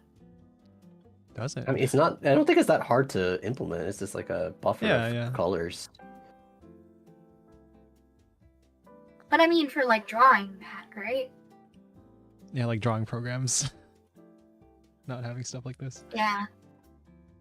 Oh, I see what you're saying. Support tools, yeah. I think if I was implementing this in a modern game, I think the way that I would do it is I would render a quad with this texture, and I would use a shader and I would pass in the texture of this, and then I pass in the texture of the palette. And data, it's all just data. And then the shader would output the color values of the... You're just moving data around. Unless there's some weird, obscure OpenGL call that just does indexed colors, maybe. That might also exist. Because OpenGL is... It has all sorts of weird, oblique things like that. Yeah, I can imagine that. You always just have to have some sort of like buffer image that you would update the palettes on, and any of the groups that the palette changes you'd want to update, and then you draw the whole thing to the screen. Yeah, right? Just use a texture or a buffer for the data. Stretch. It's just it feels a little intensive that you'd have to like redraw the image every time, but I guess if you think about it, you really are doing that anyways when you render something to a screen. Oh, nice. Yeah. It's I mean, yeah, it's convenient if you're just using a texture, because from what the bits I've worked with shader code, right? You can send in the data in a buffer. I mean, you can just store it as data, but you could also store it as a texture. I mean, yeah, it's data. It's data. It's all data. Data. Yeah. Just stop by. Okay, bye. Okay, bye. your Bye. code Thanks is for coming, Danny. Danny got. I'm trying to remember because in the N64 they have like a bunch of different. They have these kinds of images where you have like the color buffer, and then everything is just like a pointer or an index to that buffer. I know. I can't remember what it was called. The format. I know the Sega Genesis and the SNES can do index colors like this. Although the SNES is at a lower resolution than this. Mm-hmm. Pixels. I haven't looked into the Sega Genesis too much yet. I was hoping I could find a system that could do index colors like this, and then also have like one of the Oh yeah, could you link me the website, by the way? Audio? Oh yeah. Let me get the URL to clipboard and then roll. Post it in Discord chat. Also, I'm still streaming my Vim for some reason. Yeah, you are. Mountain stream clear. Zoom. Time of day. That is pretty. Oh, that's nice. Yeah. The detail, even like the reflection in the water. And this is art. Yeah. All the dithering. I think the dithering really, like, that's one of the, like, I see a lot of 8-bit styled modern games that don't really capture a lot of the older style, and I think the dithering is one of the big things. Yeah. This definitely has that feel of the old stuff. This really makes me think like of Heroes of Might and Magic, like just the art style. Old games. Oh my god, the snow one is cool. I'm not so great at visual art, so like colors, yeah. This would be like one of my weaker areas, but gosh, like this would be so good if you came across it in the game, right? Yeah. No, it's beautiful. It kind of makes me think of like there's that pixel thing, like what is it? It's like shading. It's like dynamic lighting with pixel art. Have you ever seen like those demos? They're really interesting. Like where like let me think. Maybe I'll search for this dynamic lighting pixel art. There's like ways that you can like simulate dynamic lighting with pixel art, and it's like so like I don't know. I think you see it in games like Dead Cells and like more high end like 2D platformers, but it like really makes a really interesting effect. So is it like where they store a normal map with the sprite? Like they have the sprite for the texture, and then they have another sprite for the normal map, and then do lighting calculations on that? I think that's one way to do it. I've also seen it emulated where they just have like you draw different versions of the sprite where it's like being lit up from the left, being lit from the right, from top and bottom, and then they use that to just kind of like blend them together to make simulated lighting. But I bet you could do it really efficiently with palette swapping like this though too. Like this is not very resource intensive to just change the color. I saw another thing you could use it for, which was like texture scrolling, kind of. Because you have 256 colors. That's like a what is that? Like an 8x8 texture, right? 8 times 8 is 64. My math isn't mathing. The square root of 256. 16. 16. Yeah, so that's a 16 by 16 texture.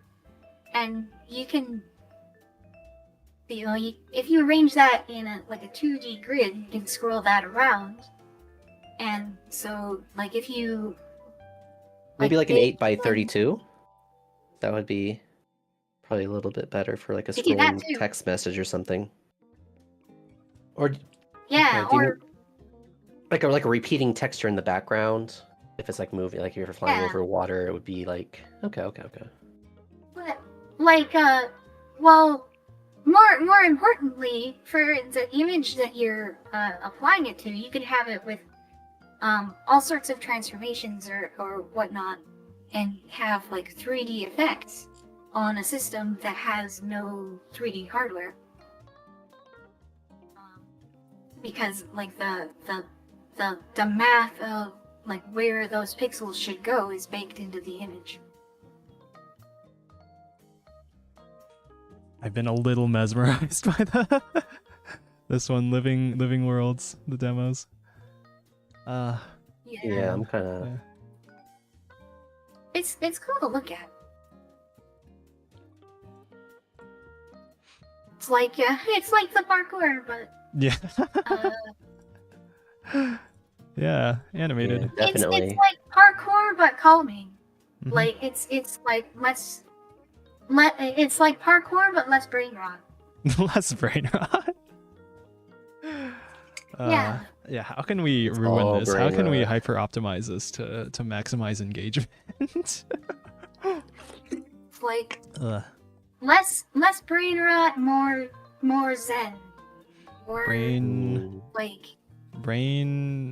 healing, brain cleaning. I'm bringing Zen rot to the future here. Brain grow. We're making this a Zen rot. We're making a new thing. Zen rot. We're doing Zen rot, guys. Oh man. Sit on your meditation pillow and just rot for eternity. Yep.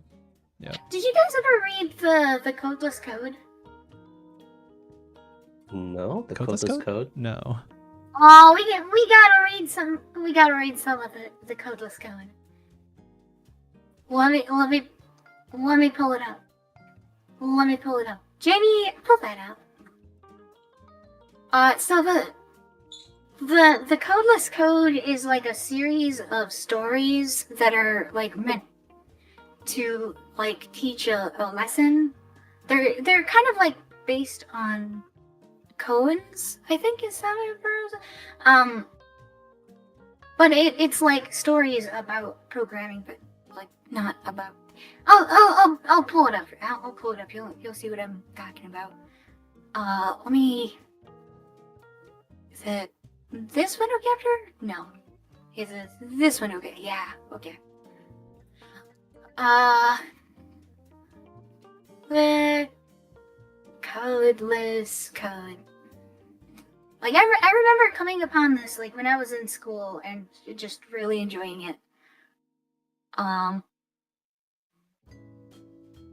Yeah, it looks like mythology. It looks like a making mythology over software.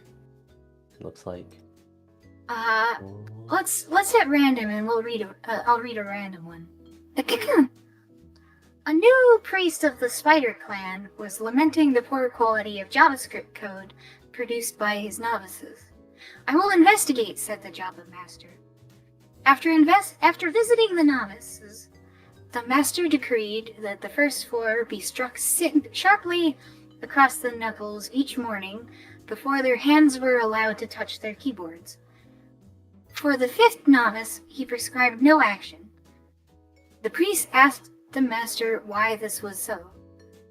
The sapling, if tended, may become the willow, but not so the blade of grass, said the master. Hearing this, the priest ordered the fifth novice to be let go. To his surprise, this angered the Java master greatly, and the priest himself was cast out. On his final pay stub, the master wrote the following: "We cannot lie across 1,000 willows and contemplate the sunrise."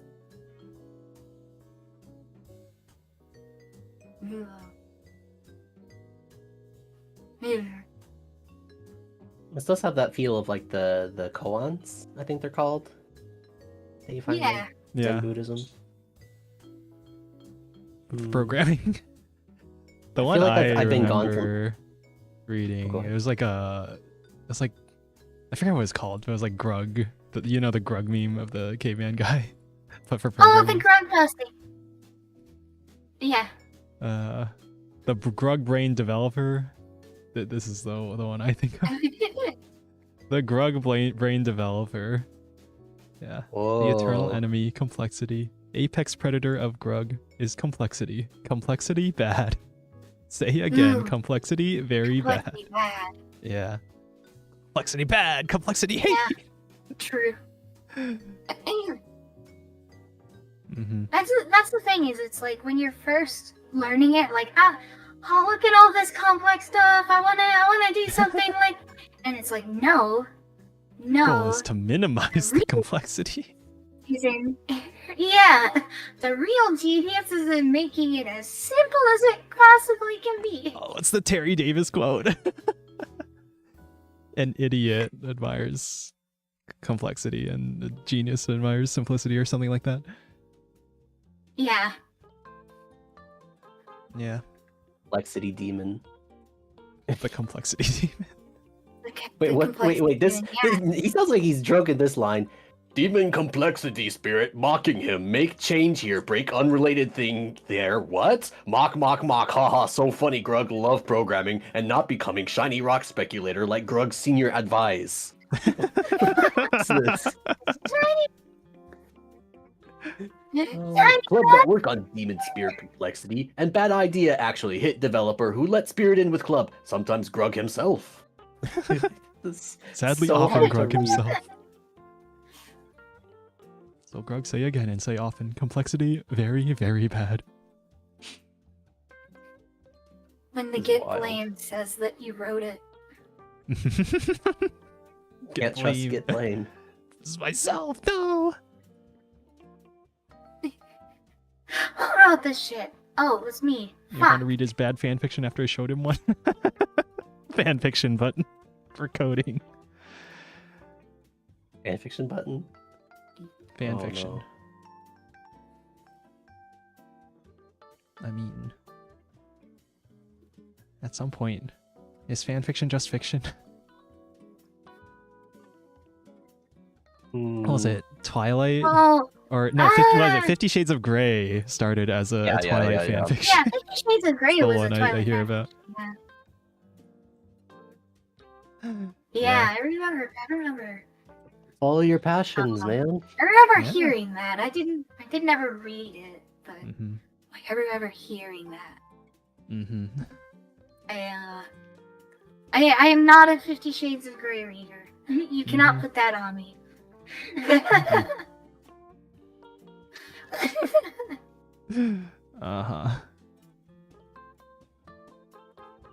Yeah.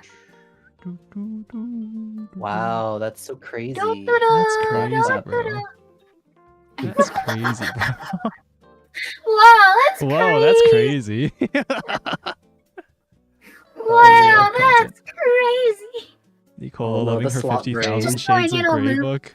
The infinite loop. 50,000 color palette swaps. Shades of Grey. Fully animated. Yeah, using palette swaps. 250. 256 Shades of Grey. 256 Shades of Grey. Oh no. Oh no. Pretty bad.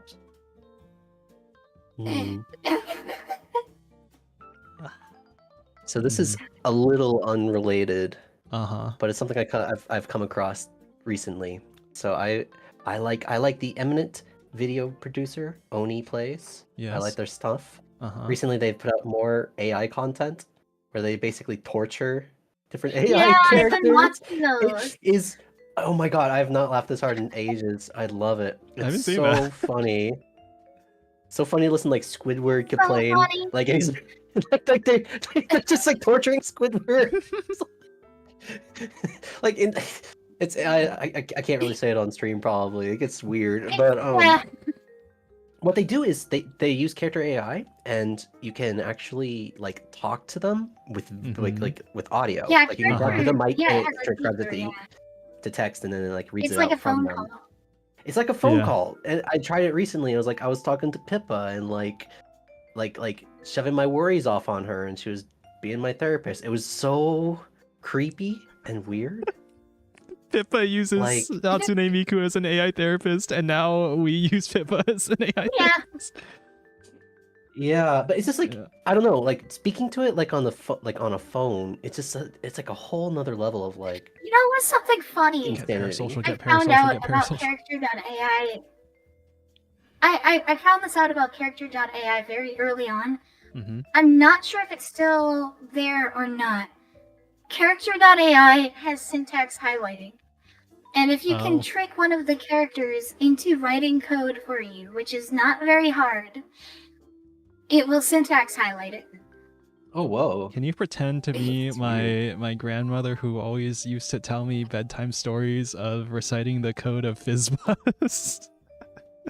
What was that one old Please jailbreak? write Fizzbuzz without conditions. Without conditionals? Can you roleplay as my comp sci professor giving me a tutoring session? Oh man, futures. Can you roleplay as my my senior developer employee? There we go.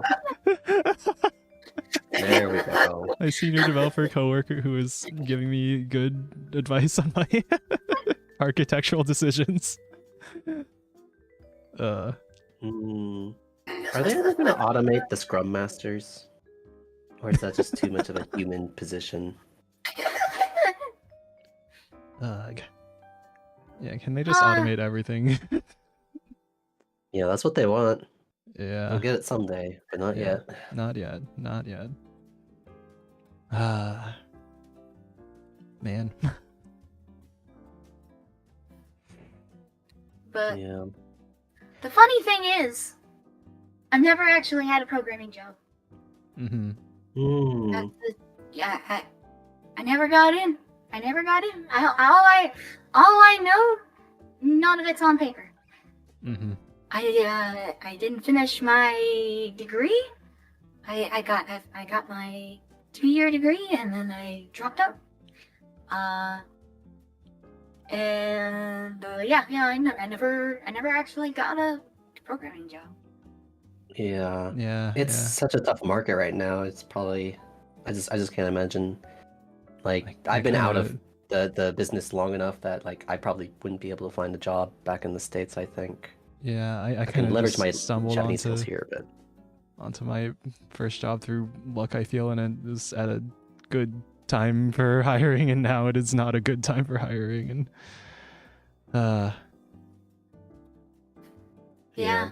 it's weird. It's weird. I don't know if I'll ever have a programming job again. It's a little sad to think about, but I'm also burnt out, so like, okay. Yeah. Okay, sure. Like, did I even want this in the first place? But I mean, it's a useful skill, I still feel, for, I don't know, your own projects. But that's for the overall market, maybe it's right? possible to make it on Steam, though. I mean, there's a lot of people putting money into games. Yeah. And, like the game about digging a hole, that really took off. Yeah. So maybe it's possible. How? I mean, it's possible. It's just difficult, right? Yeah. I feel like getting into game dev, like finding a job in game dev would be a good way to build an experience for certain things. Yeah, I know, right? That's the other thing is like, do you want to? Yeah, if the overall software market is this bad, then game dev is even worse. Right? But like, if I wanted to 100% max out my 3D modeling skills, I think a game dev job would basically force you to be 3D modeling all the time. Yeah. And if you could manage to survive that without losing your sanity, you would a 3D artist position though, right? Yeah. To get the position, you need a portfolio, and to make a portfolio, you have to do the 3D art anyway. Yeah, I'm working on it, but I'm not that fantastic at it. Is the thing. Yeah. So it'd just be a way to build it up. I don't know. No, I'm still thinking. Make the game like I still don't know what my future like that. Yeah, I still don't know what my next year is gonna be until like Wednesday or something. Yeah. Yeah. Uncertainty. Yeah, it's very uncertain. I'm very nervous about it. I was like leaving work yesterday, and I was like looking at the next day's schedule or next week's schedule. I was like on Tuesday. I was like, oh, there's a meeting for selecting the next ALT, the alternate language teacher, whatever. I was like, oh shoot, I guess I might be getting swapped out here. Oh. I mean, it could be a meeting for them to like just confirm that they want to keep me, and if it's the elementary school, they probably will. But like middle school, I don't know. I'm kind of. I mean, you've done a good job, right? So there's it's not just teaching English, which I have done a good job on that, and being able to communicate with the kids helps. But you're also supposed to be like like a cultural ambassador. They like to use that term. You're supposed to represent like foreign cultures and like try to make it more like appealing to the kids. The American. Yeah, exactly. And I don't know if I've done a good job on that. I get very, I don't know. Seems like a very I don't like socializing. Very vague goal. Yeah. I think I do average. I'm okay at it, but I don't know. I just have a hard time connecting with like the junior high school kids. I don't know really how to talk to them very well. Elementary kids are okay, but like junior high, I don't know. Yeah. Oh well. What it is. It is what it is.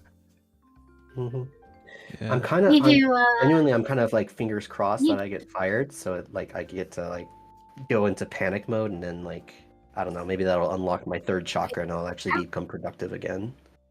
But I'm not gonna get fired. You're shown an anime protagonist moment. It's more like it's kind of like getting yourself into a position where you don't have a choice anymore. You have to do something, right? Yeah. Like like sometimes you just don't have a hard time doing things until you can't wait any longer. You know, it's like procrastinating on doing your essay until the night of, right? Yeah. And then that gives you the push to actually do it. As unhealthy as that is. Actually, yeah. In a way, that's kind of my position. I still need to figure. Yeah, exactly. Yeah. Oh God. Sorry, I didn't mean to bring reality. It's fine. Right. I've been. I'm in that position too. Here over a year, so. How's that going for you, Nicola? If it's not the wrong time to ask this. Not great. Not too great. I hope you'll find something soon. Yeah. Yeah.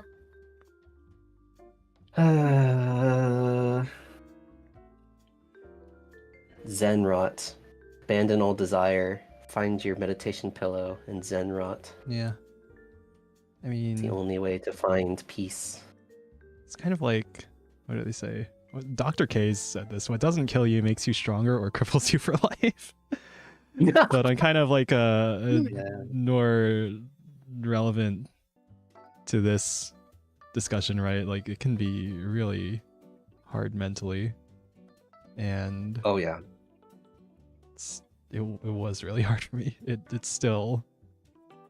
I've been doing better recently, but it's still not like an ideal place to be. I feel, I don't know, hopefully I find success in the things that I want to do, but it's, nothing's guaranteed in this life, and nothing is. No, it's really hard to turn off your brain and kind of just do the things that you gotta do, right? Yeah, you're always got that doubt. I was Yeah. like overthinking things. Especially in like YouTube and game dev and Oh yeah, where even everything the is Steam so market, out right? of your control. It's Mm. you know, I know it's gonna be tough. Mm. Oh well. This got a little bit serious. No, it's fine. I talk about things like this on stream. I had a feeling that you know, it's gonna touch on this point at some point, right? What's your background music like? Is it really lighthearted and snappy? Background in what? Oh, this? Wait, background music? Oh, you don't have any background music. I thought you had something running. Wait, no, I have this. It's a copyright-free jazz background music from. I suppose This channel only has 294 subscribers. Let me turn on my BGM. Oh my goodness, I always forget to turn on my BGM when it's just talking. And I suppose I could have had it on this whole stream, and I never turned it on. Yeah, I'm still not sure. It's been a while since I've had it on, actually. Not sure if I prefer on or off.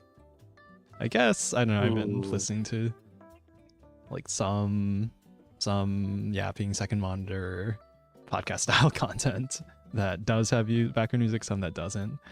I guess it depends on the vibe of it. This one probably could have gone either way. Music or no music. I just found this and I was like, alright, this is good. Sounds nice. I do have it pretty low on OBS though. Wow. I did like a lo-fi hip-hop thing. Lo-fi is good too. Yeah, chill beats to study and program too. Remember Temp did that a while back. Well, that was before FlaVR. The low-bit vibes. Yeah. Here's your trigger warning. The reason I did that is because Game Grumps put out something like that before. They like took all like their quote philosophical unquote moments and they like played them over like lo-fi music, and it was like really chill and fun to listen to and a little inspirational. So I was like, I'll try to do that with Pippa. So I grabbed her cleaning up your life stream, took out like all the best moments, and I just threw that over a lo-fi thing that I followed a YouTube tutorial to create. So that was a fun project.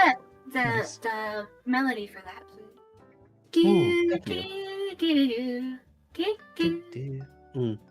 Yeah, it's very similar to the YouTube tutorial one, but I did make it myself, and I had to play with it to get the right rhythm for it too. I'm happy with how that one turned out. Nice. Yeah, maybe I should mess around with more composing stuff too. And everything I do, I always just find a tutorial online and I just like religiously follow it.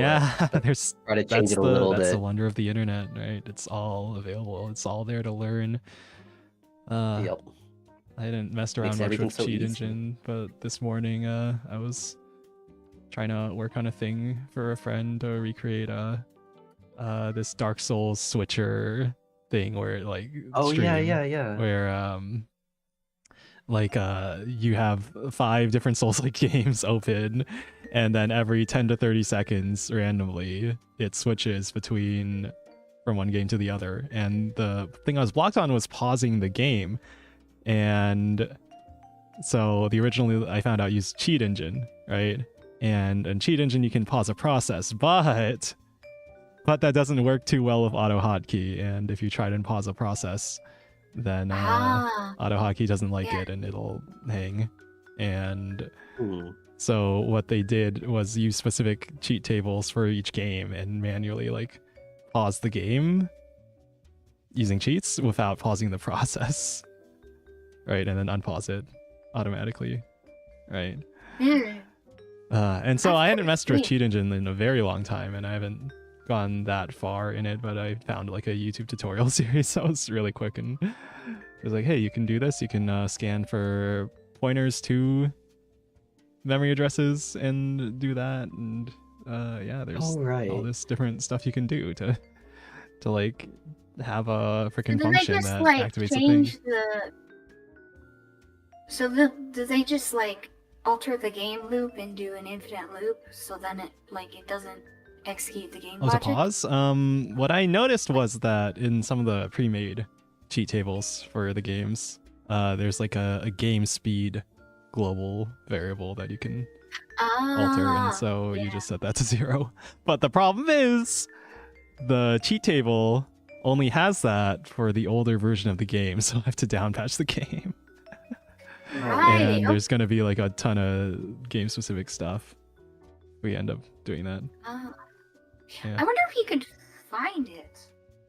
Because if it's like a similar structure in memory, it might like have find it the myself. same...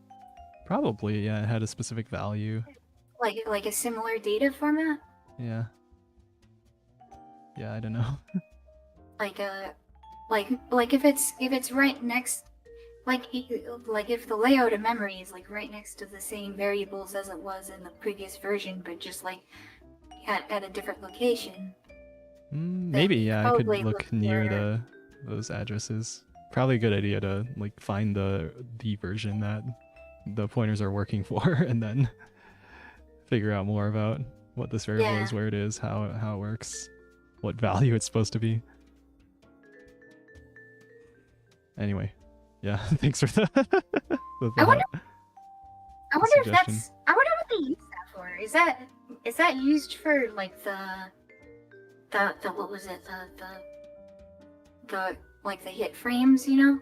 Oh, like a game speed variable?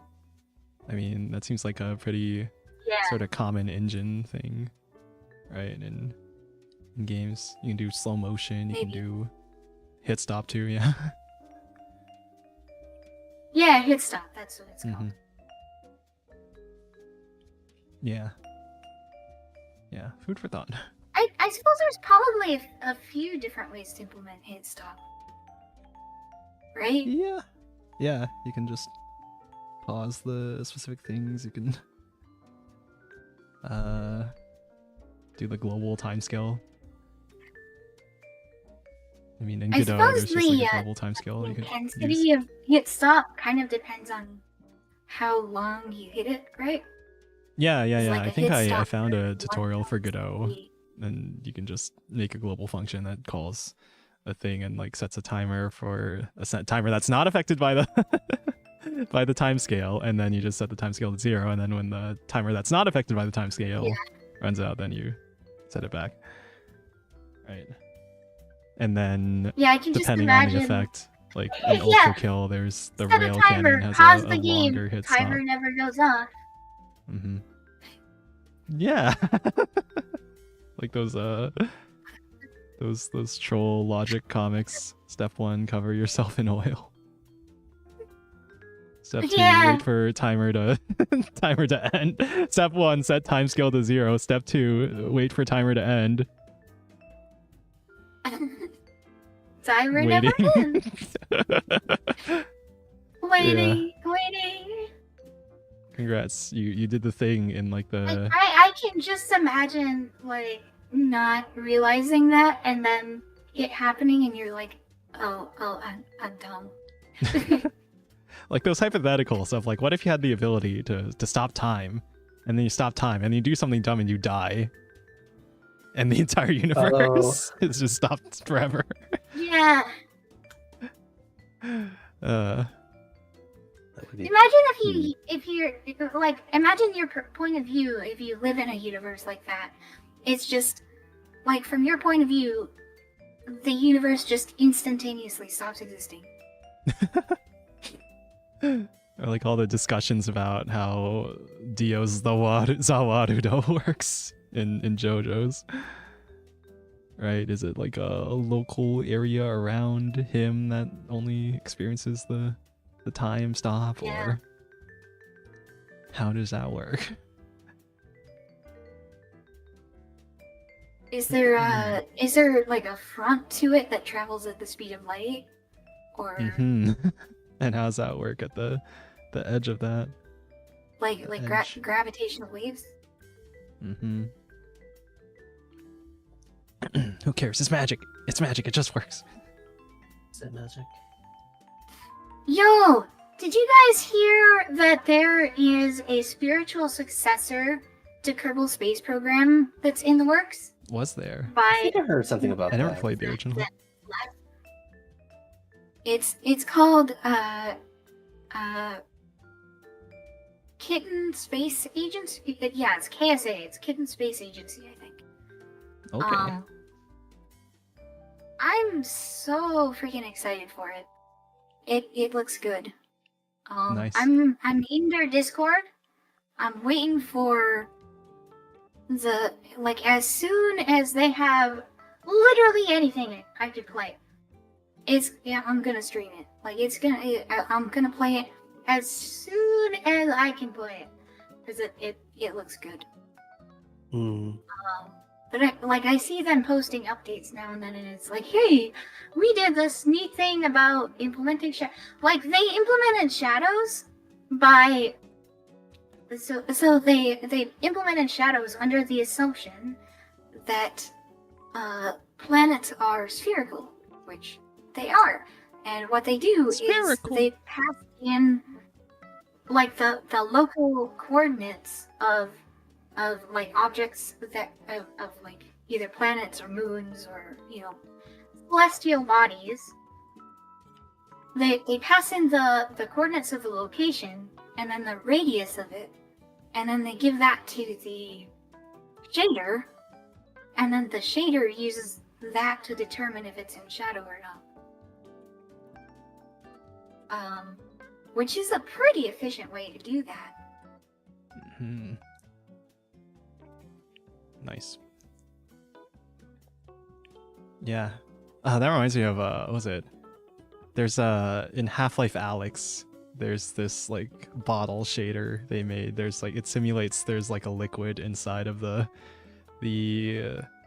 wine bottles, vodka bottles, whatever bottles you find. Right? But it's just a shader. There's no actual simulated liquid. It's all done in the shader. Oh. I don't and then they reuse that for CS2, I think. I don't understand shaders. I feel like it's just it feels like a black box to me. I don't understand anything about what a shader is or what it does or how it works or what form it is. It's just this magical term. Can I recommend a YouTuber who does graphics programming called AceRoll? He will tell you all about what a shader is and how it works. It's code that runs on a graphics card. Someone else called was it the Art of Code, I think, who does videos of just I think I know the making shaders for Shader Toy. Yeah, Shader Toy is really cool. I can give a very quick explanation, which is that a shader. There's two types of shaders. There's fragment shaders and vertex shaders, and fragment shaders are probably the ones that you're gonna be concerned with. Those are the important ones. Vertex shaders are sometimes useful, but more importantly, if you're just getting started with shaders, you're gonna want to mess with fragment shaders, because fragment shaders, they're a bit of code in a language called GLSL, or sometimes HLSL, which is a little variant of it that's on Unity. But more likely GLSL. Maybe? I've only done GLSL. And basically what it is it's a little bit of, it's almost like C or C++ code, but a little bit different. And it runs for each individual pixel, basically. Yeah. Code on the graphics card, and it runs on each pixel, and it determines the color of the pixel, basically. So all the lighting you see in video games, there's the shiny specular reflection on the thing, and then the darker part is shaded, right? That comes from the fragment shader. Right, the pixels are being colored by the GPU based on some math. That's so low level. But there's so much more that. But there's so much more that it it can do, because like you can do anything. Right? Other variables with like uniforms or textures or what have you, and like basically all it does is does some amount of calculation per every single pixel, but it does it on the GPU, so it's pretty efficient. Yeah, I actually took one class on graphics when I was in college, and yeah, I learned a little bit about shaders from there. I remember when I was learning it, the first thing I did was I made a Julia set renderer on a GLSL shader, which is like in the same vein as like the first thing I did was a mammal breath set renderer. Fractals. I love fractals. I love fractals. I love fractals. I love fractals.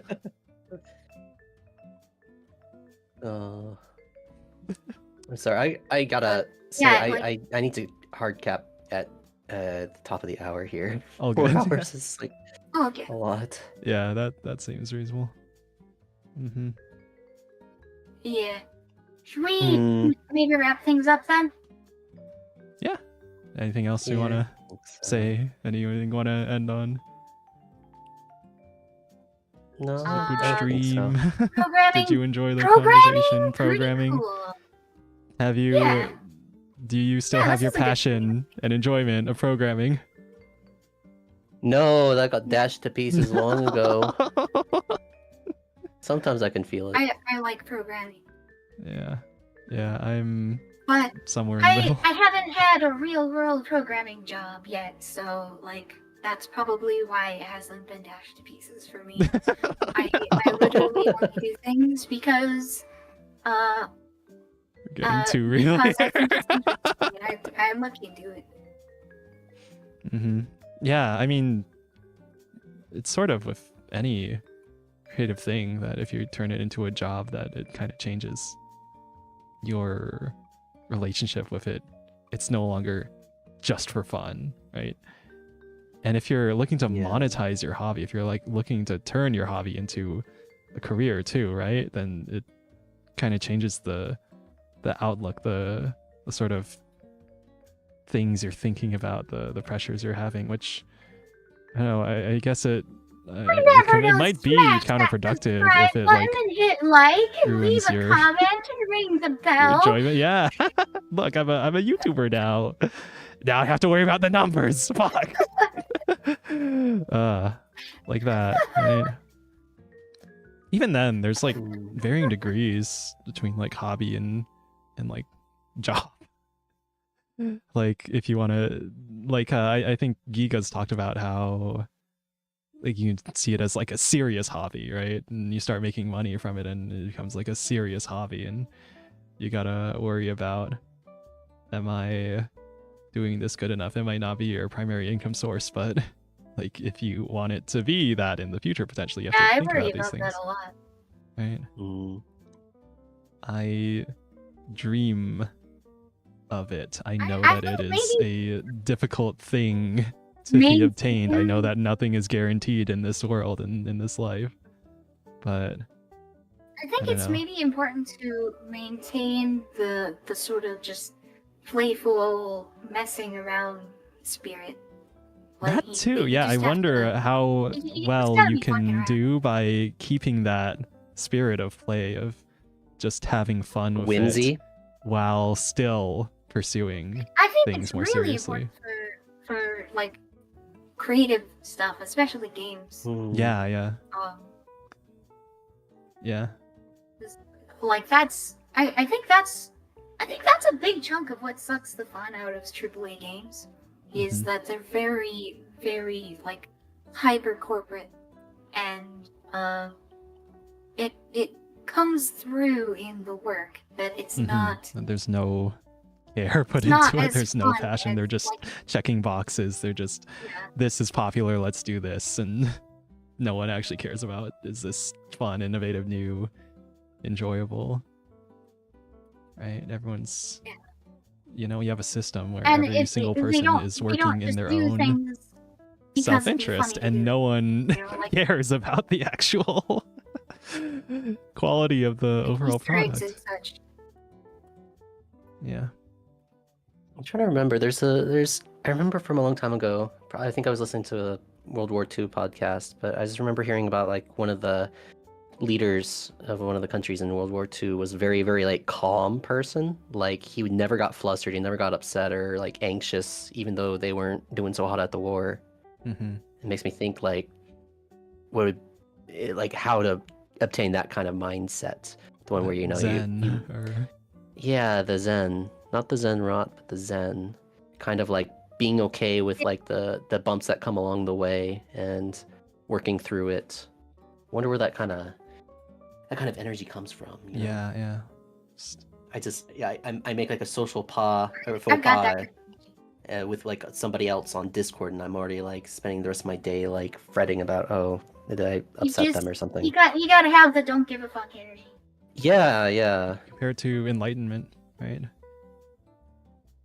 Achieving enlightenment.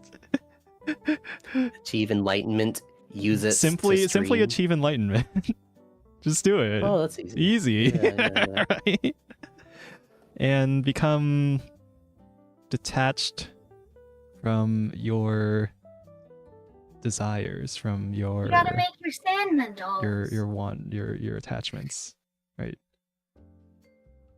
Be okay with things possibly never working out, and still being active, still working towards the things that you want to achieve, being in control of yourself, I suppose.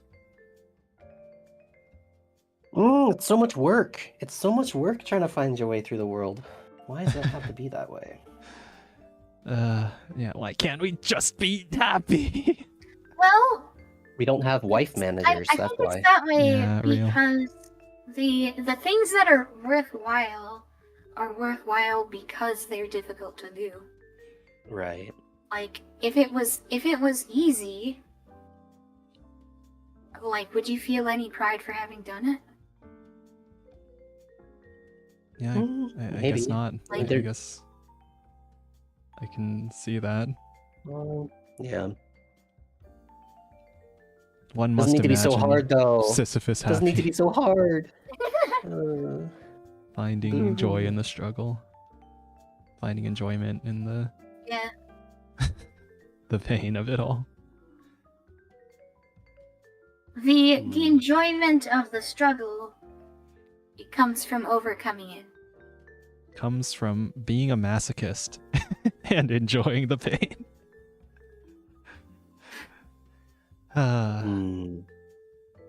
What was it? People talk about like rhythm gamers. People talk about rhythm games. Like if you have to be a masochist to enjoy rhythm games. That feeling when you're one note away from a full combo and you miss. Yeah. But when you reach it eventually, it feels so good. Yeah. So maybe that's the philosophy you need through life as well. You're gonna be one note off. You're gonna be missing breaking combo over and over again, but you just have to keep persisting because one day you just do it until you can hit the full combo. One day you'll play Through the Fire and Flames and you won't miss a single note. Yep. And you'll look up and you'll be 40 years old. The other thing is, and then you have to do it on 110% speed and 120% speed. For the goal.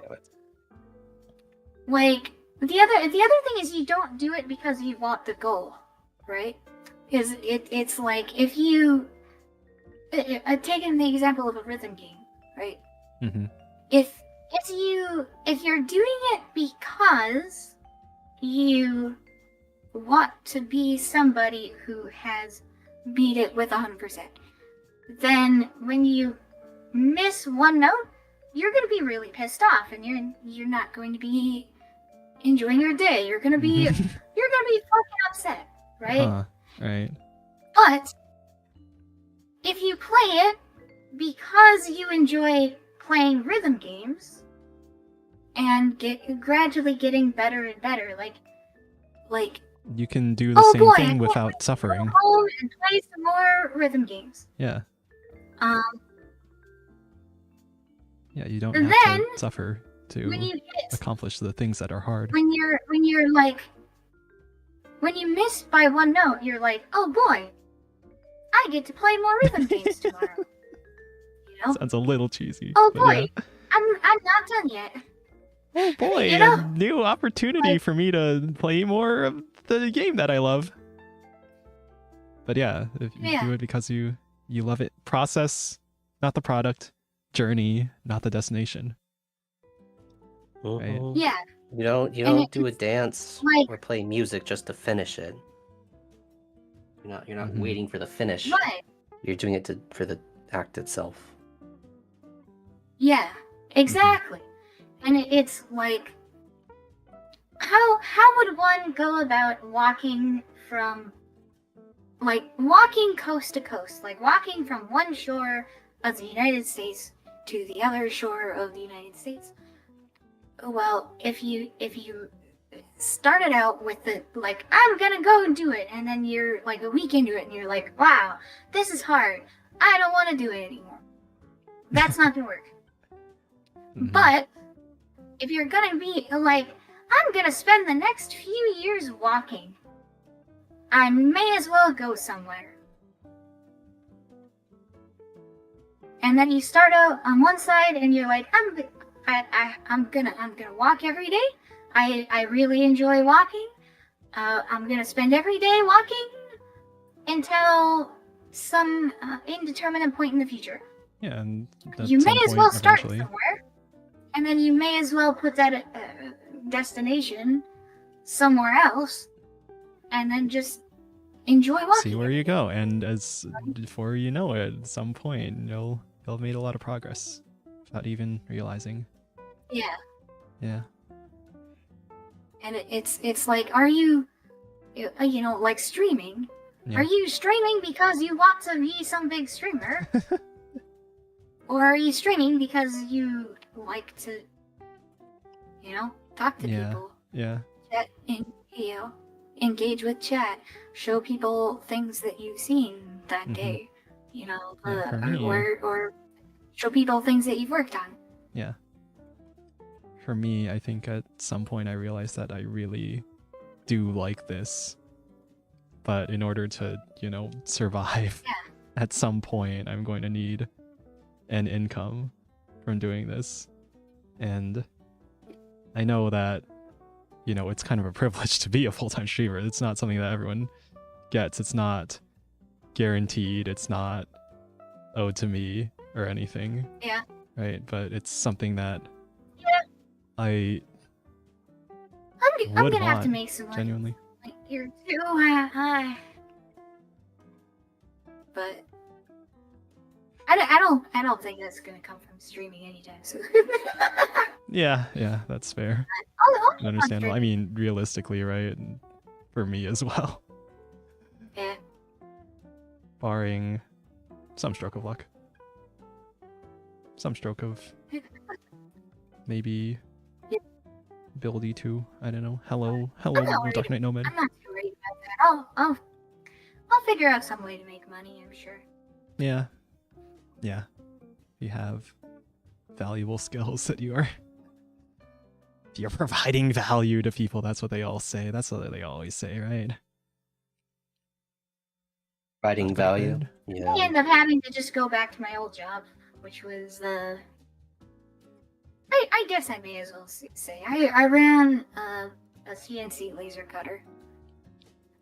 Nice. Cutting metal sheets, because I was like, I'm gonna try and find a job in my small little town here that's as close to a programming job as I can. And it was like 90% moving metal pieces and like stacking them on pallets.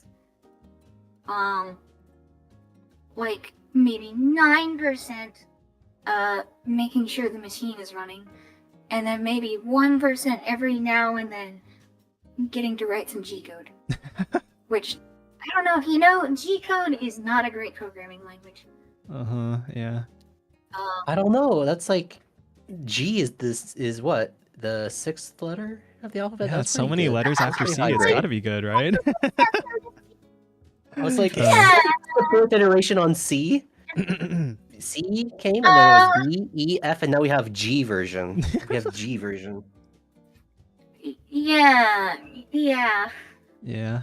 No, I feel like that could be how. I mean, that probably is how a lot of people burn out in software jobs as well, right? Is that most of the work is not spent actually writing code. It's spent talking to people in meetings and doing fucking For me, stuff. it's like being put under the water spigot of problems that just come in endlessly. The marketing guys sold some new functionality that doesn't exist, so we have to rush and put that in. Can't refactor code because can't write tests because there's just not enough time. There's always something more to be doing. Not enough time. Can't make the code base good. I think probably the biggest problem in programming is that the only people that understand the difficulty of certain problems are the people who are tasked with doing it. Yeah, they're not making the decision of like what to do. Mm-hmm. Yeah. It's just inevitable in any company of any size. And it's like, hey Sisyphus, put this boulder on top of that mountain. And then it's like 10 million years later, it's like, finally I got it done. And they're like, oh sweet, can you do this other thing for us now? Yeah. And Time for your daily stand-up meeting. Okay, Sisyphus, how far did you push the boulder? Yeah.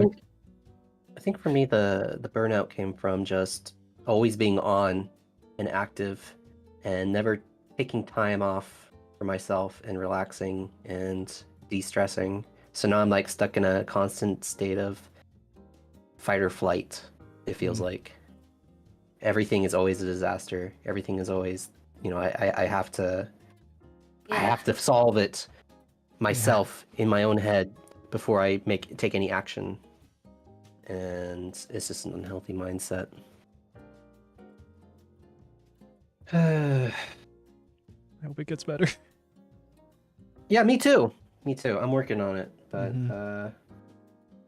it's a lot of things to figure out. Mm. So it gotta do some introspection. Yeah, I gotta do some introspection. Have you ever done the therapy? Yeah, therapy doesn't really work well if you don't trust the therapist, as it turns out. I have trust issues, so... Like no you trust shit. AI Pippa though? More than a freaking therapist, yeah. Because I know it's stupid. But like the therapist will just say things to... Like people will say things to placate you, right? They won't mean it. They just want to make you happy or try to guide you to what they think is right. So they're not really trustworthy. Yeah. I don't know. At some level, you have to, do the work yourself. You'd think that. But I don't know. It's my personal thing. I severely distrust people, so that is probably one of the bigger things. Yeah, that's. Well, we've got a little ways past the top of understandable. the hour. We kind of might want to end so Tech can get some sleep. Yeah. Any last thoughts? Anything to finish on? How can we spin this positively? I think programming is cool. I think the programming industry is kind of awful. Like it's an art. I think it's a form of art, and they treat it like it's a form of manufacturing. I mean, yeah. It's a form of art, and they treat it like a form of fart. There we go. Yeah. But, just because they do it that way doesn't mean it like that's how it has to be done. And if you just want to mess around with things for fun, there's not a whole lot of stress in that, I think. Yeah. Yeah. The hobby. It's like, I don't know. Yeah, it's tough. It's all mindset stuff. It's tough to let go sometimes. Stuff is tough. I mean, life is tough. It's I've burnt my mindset into my brain a lot. Maybe I don't know, maybe I need to make my own electrotherapy device in order to reset my thinking patterns. Maybe that's the next big project. It's the thing where like the guy has severe head trauma and then his personality completely changes. Yeah. How to fix the blunt force trauma. I'll throw myself down the stairs until I get the right personality that I want. Yeah. How do you not endorse self-harm here? Okay. Yeah. I can end this on a better note though. I'm gonna be doing a really fun stream next week. Oh boy. And yeah, I'm excited. I just put out the waiting room for it now. It'll be next Saturday for y'all folk. I'm gonna try to do some sort of interactive, fun gaming stuff, or what would you call it? Interactive storytelling. We'll see how it turns out. It's probably gonna be disastrous, but it'll be just something new, something I want to do. I'll make sure to check that out for sure. Yeah. So yeah, that's something that's new and exciting and fun. Something good to look forward to. I have anything planned? I had some fun ideas, but they're kind of on the lower end side. Okay. I'm gonna keep working. I think I'm gonna keep messing around with Melky Tracker off stream, and probably learn some programming for some old console system. I haven't decided yet. I was thinking NES, but after learning that NES doesn't have index color, like the color recycling like I wanted, I kind of want that. So I think I don't want to do NES. I've yet to decide what I wanna game for. Yeah. Cool. Yeah. It'll just be what it is. Yeah. You don't need to make any hard decisions. Yeah. Let it flow. Be free. Be free. Have fun with it. Zen rot. Zen. Yeah. I've got Face No Outer Battler to keep working on. I feel bad about the infrequent streams and infrequent work on it, but I do want to keep doing that. And I want to do more of the sort of unscripted rambling yapping videos that I did. The one I posted this morning about FPS survivors and art inspiring other art. Great artist steal. But yeah. Okay. Thank you all for coming. Should we do a parasocial name reading? Go for it. Should I go first? Sure, go ahead. I'll go first. Ituoni, thank you for coming. Xenogoku, thank you for coming. Bayet Sim, thank you for coming. Hero of Logic, thank you for coming. Mitsuru Senpai, thank you for coming. Garen Root, thank you for coming. Cielo Jose, thank you for coming. Amanda, thank you for coming. He was replying to Ita. All right. Thank you guys. Yeah, thank you. Thank you guys. Thank you. Thank you, Nicola. Thank you, Tom. Thank you, lurkers. Let's see. On my side, thank you, Calcom. Thank you, JK. Thank you. That might have been a bot. Brilliant Bagpipe. Thank you, Danica. Thank you, Xenogoku. Again, thank you. Tab, you were in my chat. I saw that. Yeah. Thank you, Random Perv. Thank you, Vanillin. Thank you, Ciela Jose. Again, thank you, Darren Root. Again, thank you, Cyril. Thank you, Dark Knight Domid. Hero Logic again. Thank you, Aros. Thank you, Pom Pom. Thank you, Luna Gladius. Okay. Anything else? No, I think that's it. I think that's it. All right. I can actually raid, so I'm gonna. Oh, nice. Yeah, I've only found out like the 2 or 3 streams ago. Oh, Dez. It's Dez's birthday. If you're raiding somewhere, I will soft raid. Dez, right. We're going to Dez. Yeah. Birthday stream. All right, there we go. And on Twitch. I don't know who's here. All right. If no one's here, I'll just end on Twitch. All right. Okay. Okay. Yeah. Okay. Otsu. Otsukola. Otsu. Neo. Neo. Otsukola. Otsu temp. Bye-bye. Stay safe. Lots Stay of programming. healthy. Bye bye. Find Have your a inner good night. peace.